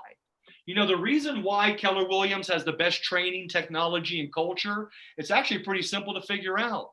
You see, at KW, we value our agents as our greatest asset, not our company's brand. So instead of spending all of our money marketing our company's brand to home buyers and sellers, which by the way is competing with all of our agents for business, yeah, we don't spend any money marketing our company or competing with our agents for business. Actually, what we prefer to do is invest all of our money into our agents through training, education, technology, support, and profit share. And what takes our training to the highest level is that everything we do as a real estate company is built around teaching agents how to build their own real estate businesses, around their own brand, where they are learning how to generate their own leads and build leverage in their businesses and lives. And as a result of this, we're the only real estate company that's willing to make $1 billion investment in a proprietary tech platform that we built in collaboration with our agents that's designed to help them lower their technology costs and help them out Zillow. Oh yeah, and I almost forgot. There's a real incentive here for agents to work together and care about each other, right? Now, which one of those approaches is more powerful? The first or the second? Guys, here's the deal. Have I said anything about money yet? Oh yeah, the money's better here too. And I'll just tell you right now, I can recruit people to KW all day long. Never even talk about the money. And when I serve them up to a team leader that can show them how they can make more than 100% of their commission and build a retirement plan, it's game over. People don't buy what you do, guys. They buy why you do it. Your job is to excite them, to pre-qualify them. Let the team leaders talk about all the what's, but have the confidence in knowing all the what's are better here. And now you know why. Final two arrows are going to fall under what I call operating model. Now, my guess is the average cap there in your region is somewhere between 20 and 25,000. Is that a fair statement, Christy? Somewhere around there? Yeah. All right. Okay, 18 plus 3. Okay, so here's the deal, guys. The cap varies from market to market. Is tied to economic conditions, operating expenses. Manhattan's 50,000. Beverly Hills is 45,000. But I'm gonna say the average cap in KW, let's just say it's $22,000 per agent. Now, I want you to put your thinking caps on for 1 second here. Why or how can this company only take out on a maximum on average of about $22,000 per agent, yet have zero debt and give back, let's say, $80 million in profit share this year in a shifting market? Why or how can we do that? Okay, well, there's two reasons. First reasons, guys, is operating model. I got to tell you real fast. I got an email a couple years ago from a guy named Joe Williams. Okay, that's Joe Williams of Keller Williams. And I ain't dropping names. I'm just telling you what happened. He sent me an email and said, Aaron, I've been watching you. And usually when I get that email, I'm in serious trouble, okay? But Joe Williams said, I've been watching you, and I want to give you some real insight to help you do what you do better. I mean, how awesome is that? Here's what Joe Williams said that I thought was brilliant. Joe Williams said the real secret to KW success up until now has been the market center model. And I want you guys to pay attention to this, okay? Think about it this way. Our competition was brand centric. We are agent centric. They're built around the way the industry used to work. We're built around the way the industry works today. They spend millions and millions of dollars a year marketing their company. We spend no money marketing our company.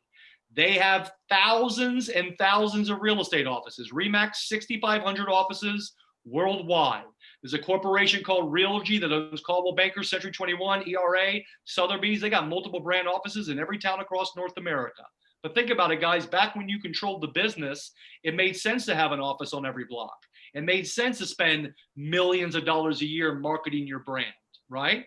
The more you spend, the more offices you have, the more brand exposure you have. There's only one problem. Yeah, it kind of costs a lot of money to operate thousands of real estate offices and support a multi-million-dollar national brand advertising campaign. That might be why you're now a publicly traded company and you have all of that debt. Guys, KW, we only have 825 market centers worldwide. We don't need to have an office on every block. We need a centralized market center for agents to come together, share ideas, then they go out there and they market KW by putting their signs in sellers' yards. So 2 reasons why we can have zero debt and be very profitable when we're only capping our agents' commissions around $22,000. We have very low operating expenses, and we're the best place for agents that think like business owners to run their businesses at. And when you got low operating expenses and you're the best place for agents that think like business owners to run their businesses at, you just keep adding more and more agents to become more and more profitable. Guys, the average agent count for a KW Market Center in the last 15 years, it's gone from 115 to well over 200. Coincidentally, profit share has absolutely exploded, okay? Now here's the deal. There's a new model in town, the virtual model.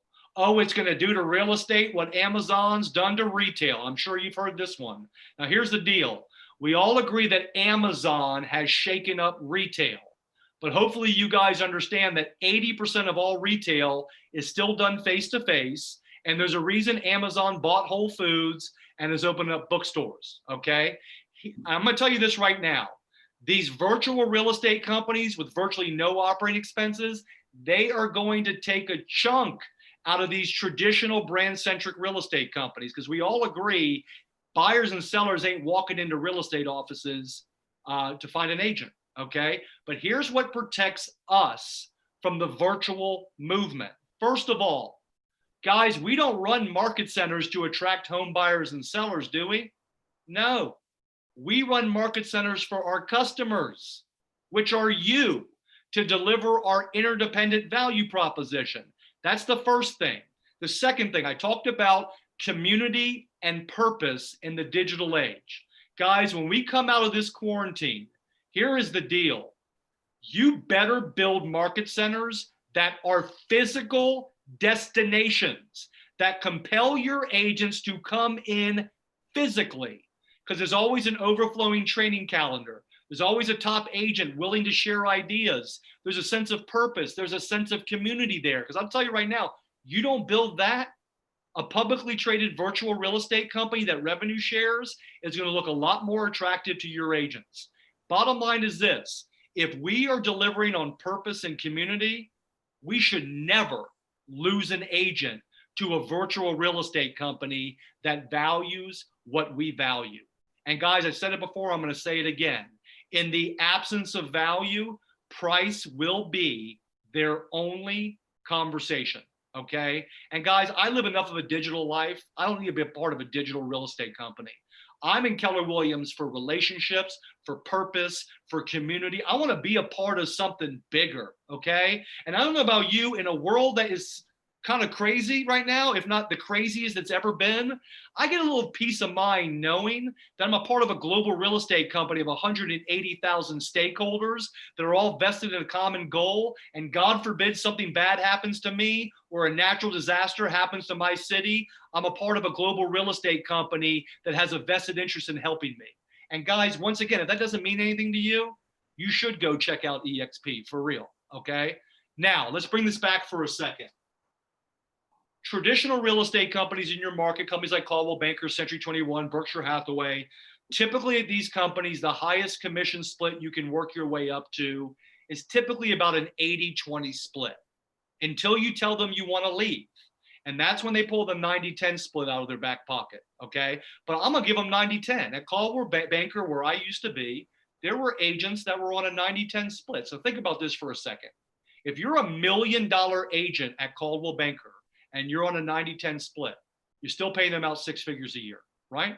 Here's my question for you. Who do you think they give preferential treatment to over there? The agents that pay them out 6 figures a year, or that brand new struggling emerging agent that might pay them out 30, 40K? Who do you think gets the best leads over there? The top agents do, as they should.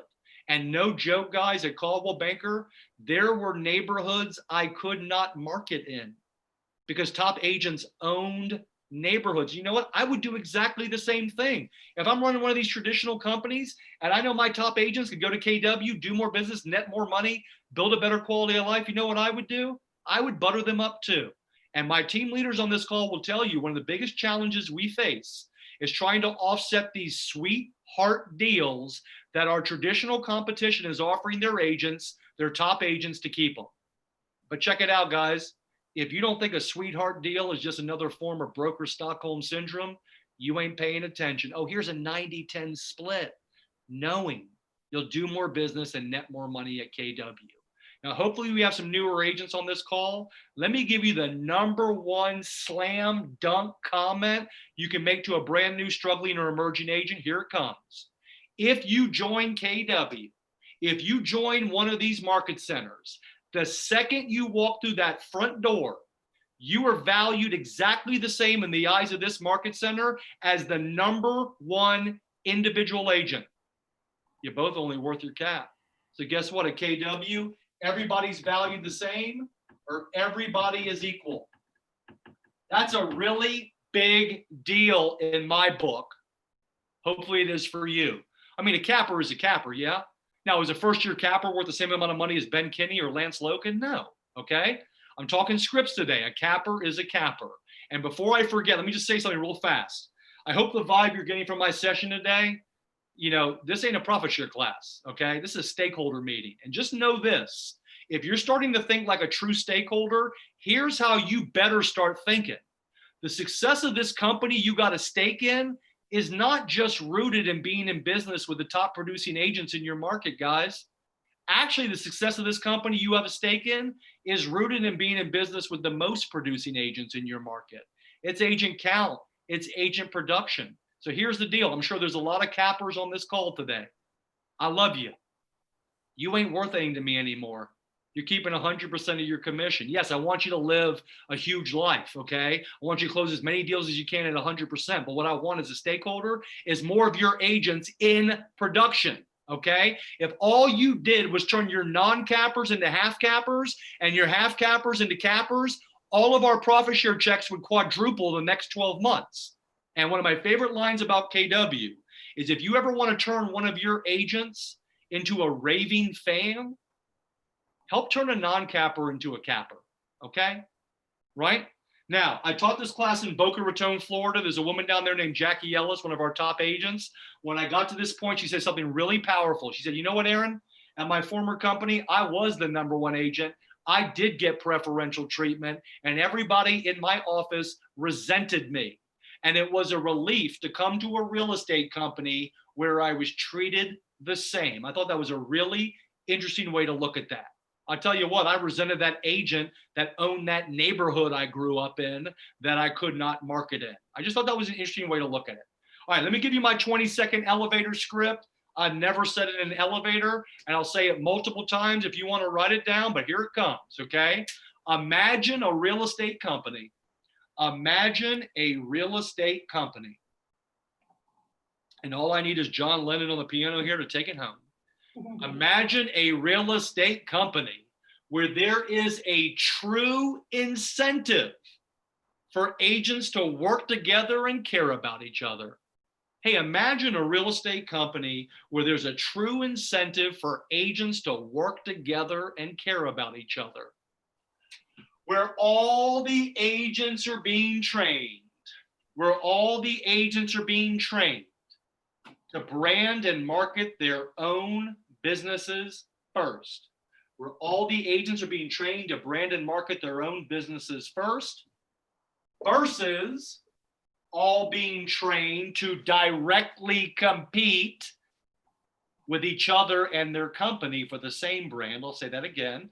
Imagine a real estate company where there's a true incentive for agents to work together and care about each other, where all the agents are being trained to brand and market their own businesses first, versus all being trained to directly compete with each other and their company for the same brand, and where every agent is valued the same. Let's do it one more time from the top with a little hot sauce. Here we go. Hey, can you just imagine for a moment a real estate company where there's a real incentive for agents to work together and care about each other? Oh, by the way, in this industry we've always been in, that's been dog eat dog, where all the agents are being trained to brand and market their own businesses first, versus all being trained to directly compete with each other and their company for the same brand, and where every agent is valued the same. I mean, can you imagine a company like that? Oh God, I almost forgot too. The money's better here too. And there's a reason I saved the money till the end, because by the time I've gotten to this point, they want to find out more about KW. And when I serve them up to a team leader that can show them how they can earn more than 100% of their commission and build a retirement plan, that's what you call a Kaufman slam dunk, hashtag Jewish Jordan, okay? But understand this. If I had lived with the money, oh man, you would have thought I was selling you something. Oh my God, you got to come to KW. You can earn more than 100% of your commission. You can build a retirement plan. Yeah, that sounds like Aaron's trying to sell me something. It also sounds like every conversation I've ever had with an EXP agent, okay? In the absence of value, price is the only conversation.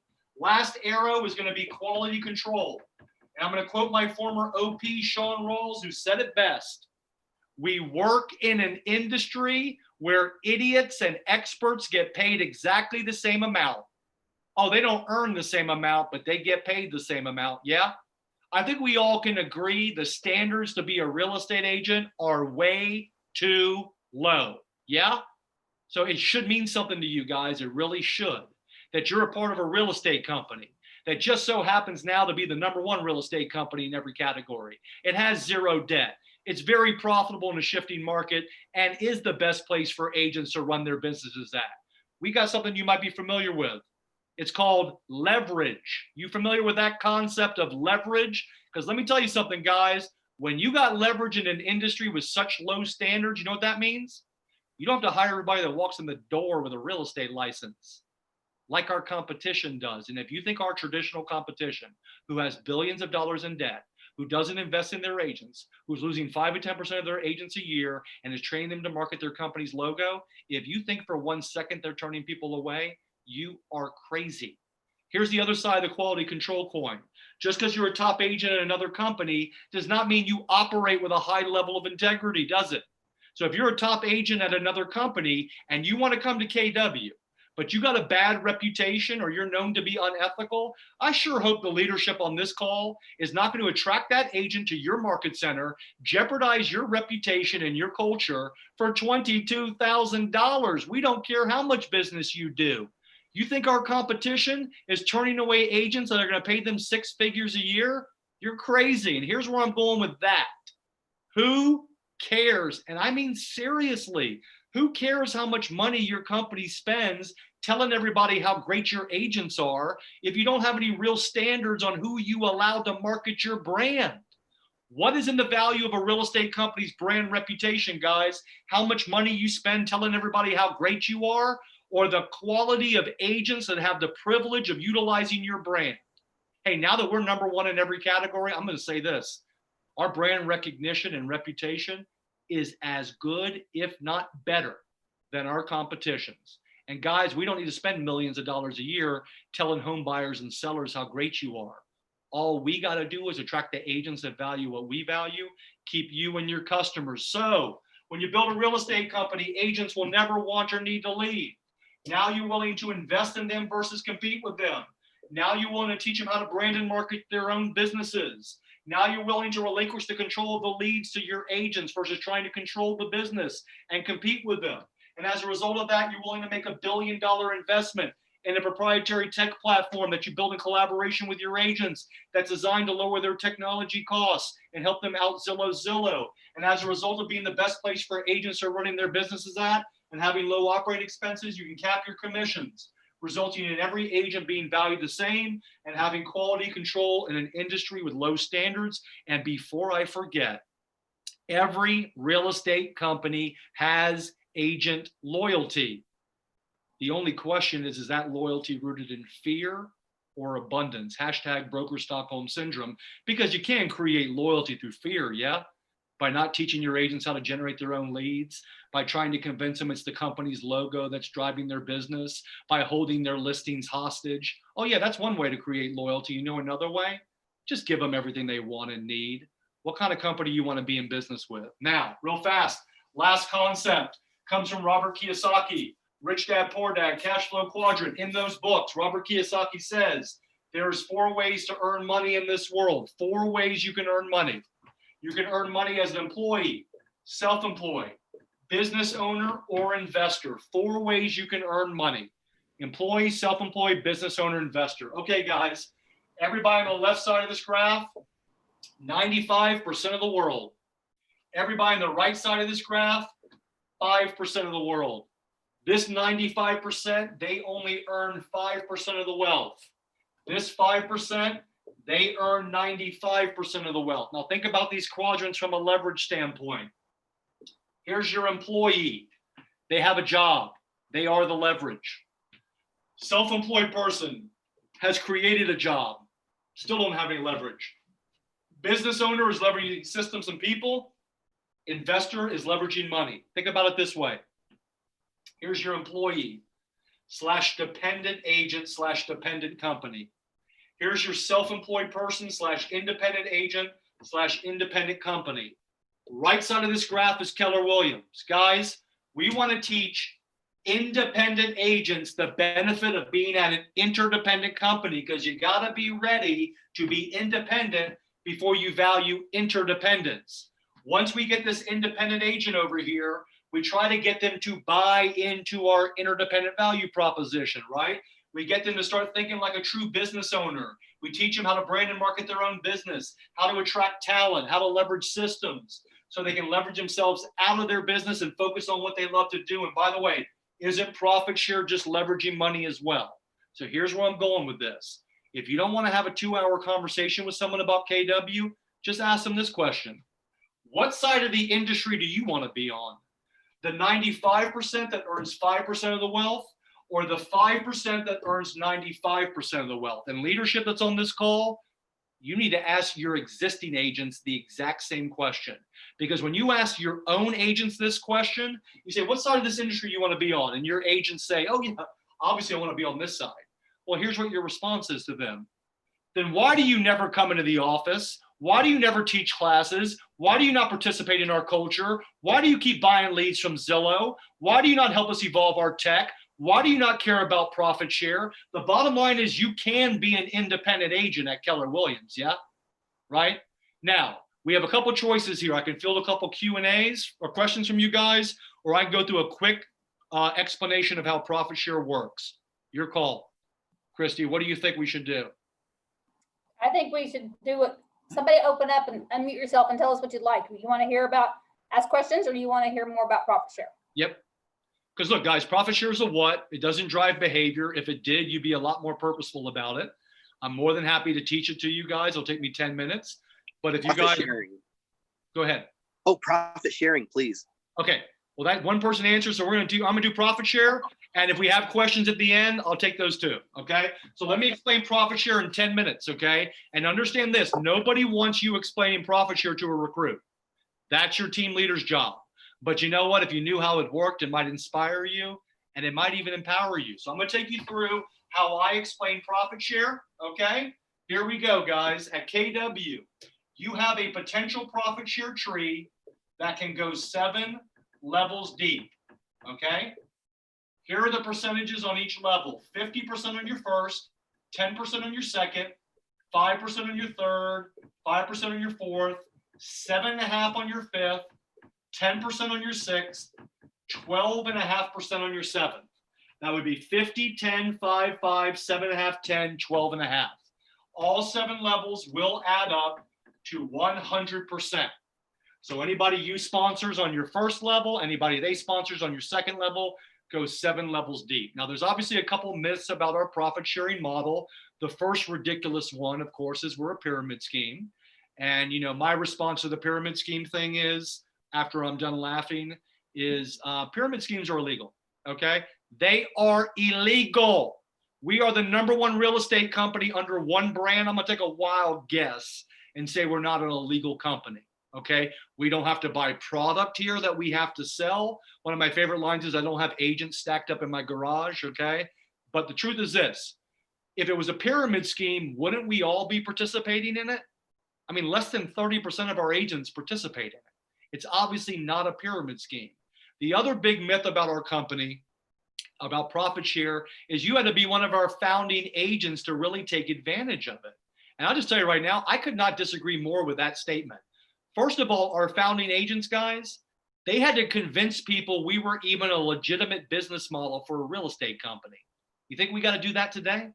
Oh, by the way, we were not even profitable for 14 years as a company. So these founding agents were growing this company on faith. Guys, in the history of this company, up until right now, we've given back almost $1.4 billion in profit share. Now, that's pretty impressive. You know what's more impressive than that? I'm going to say in the next 8 years, we're going to give back more than that. It took us 37 years to do 1.4 billion. I think it's only going to take 8 years to give back the next 1.4 billion. And the best part about it is we're still the best kept secret in our entire industry and our own company. You just wait till the secret gets out. Let me take you through an example so you guys can all see how this works. You attract an agent to our company anywhere in North America. Outside of North America, it's called gross share, which is is revenue share. But in North America, it's profit share. You bring someone to KW in North America, for the sake of this conversation, I'm going to say this agent does $1 million in transactions in a month, okay? We'll say the average commission on those transactions was 3%. That recruit you brought to KW that month did $30,000 in gross commission income. And now that's not crazy talk, is it really? $1 million in sales in a month? That's not crazy talk, okay? Now, just so you guys are following me here, so I know this, if this recruit has already paid out their cap, they will keep 100% of that, right? They will not be contributing any money to their market center till their anniversary year starts over and their cap resets.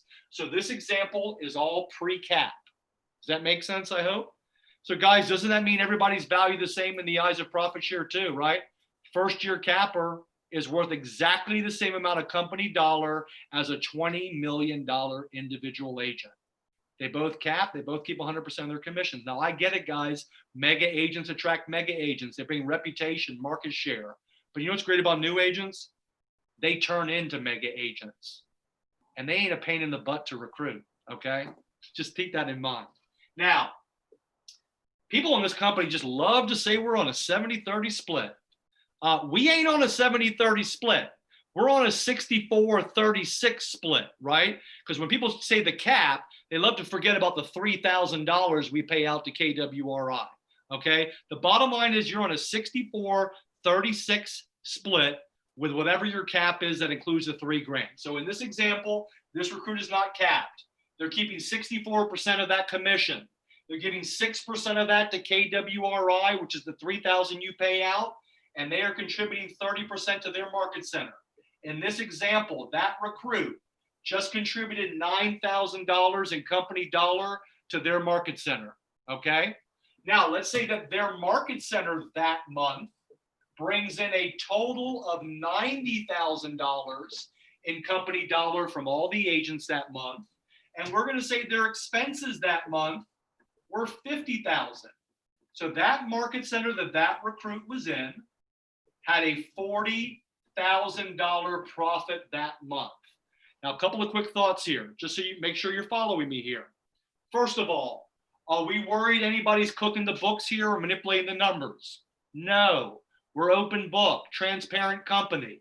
Who makes decisions on where this money's being spent? The ALC, right? These are bigger conversations in this equation. We're open book.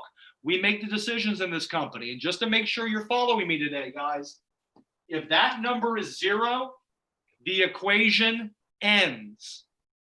Culture starts with profit share, guys. This is why we share ideas. I don't care if your recruit did a $10 million deal that month. If their market center is not profitable, you don't make any profit share. This is why we share ideas. This is why we care more. We're vested in a common goal. Now, I look at owner profit company-wide. I look at agent profit company-wide. Personally, I am comfortable with saying, on average, 55% goes to the owners, 45% goes to the agents. You do the math in this equation. 55% of 40,000 is 22,000 in profits. 45% to the agents, 18,000 in profits. Okay. Now, what is so terrible about a real estate company where, by the way, the owners have all of the capital investment, all of the risk, all of the liability? They're giving back almost the same amount of profits to the agents that have no capital investment, no risk, no liability. And one of the people I love in this company is Dave Jenks, and one of his favorite lines is, you can never lose money, right? Owners have to come out of their pocket when a market center is not profitable. Agents do not have to. Agents can never lose money in profit share, okay? Now, here's the deal. Every month, every KW office calculates what's called their profit share factor. And I just want you to understand this conceptually. Every month they calculate their profit share factor by taking the amount of money that month that was going back to the agents. In this example is $18,000. They then divide it by company dollar, which in this example is 90,000. In this example, that market center has a 20% profit share factor. Just trust me, that's how it works. Here's how you make money. The agent you brought to that office contributed $9,000 in company dollar. 20% of $9,000 is $1,800 in agent profit share. That is how much money in agent profit share the agent you brought to KW generated. And guess what? Since you sponsored them, they're on your first level. You just made 50% of that $1,800. You just made $900 for doing nothing. The person that brought you to KW, right? That recruits on their second level. They make 10%. They make 180, and so forth and so on. Now, I deliberately drew this to show you your potential tree going down. The truth is, guys, profit share money flows up. So imagine you attract me to KW. I'm this recruit. I've generated $1,800 in agent profit share off of my production. Guys, that money is simply going 7 levels above me, rewarding the 7 agents that brought me to KW. My sponsor makes 50% of that. My sponsor makes 10%. My sponsor makes 5%. I don't make 1 dime in profit share off of my own production. And while I'm thinking about it, guys, just a real heads up for everybody here. You ain't paying your upline profit share. The owners of your market center are. And there are people in this company that want to tether sponsorship and mentorship together. They are not connected, guys, at all. Profit share is a reward for growing Keller Williams, period, end of story. Obviously, if you're business minded and you're vested in your recruit's success, you're going to try to help them any way you can.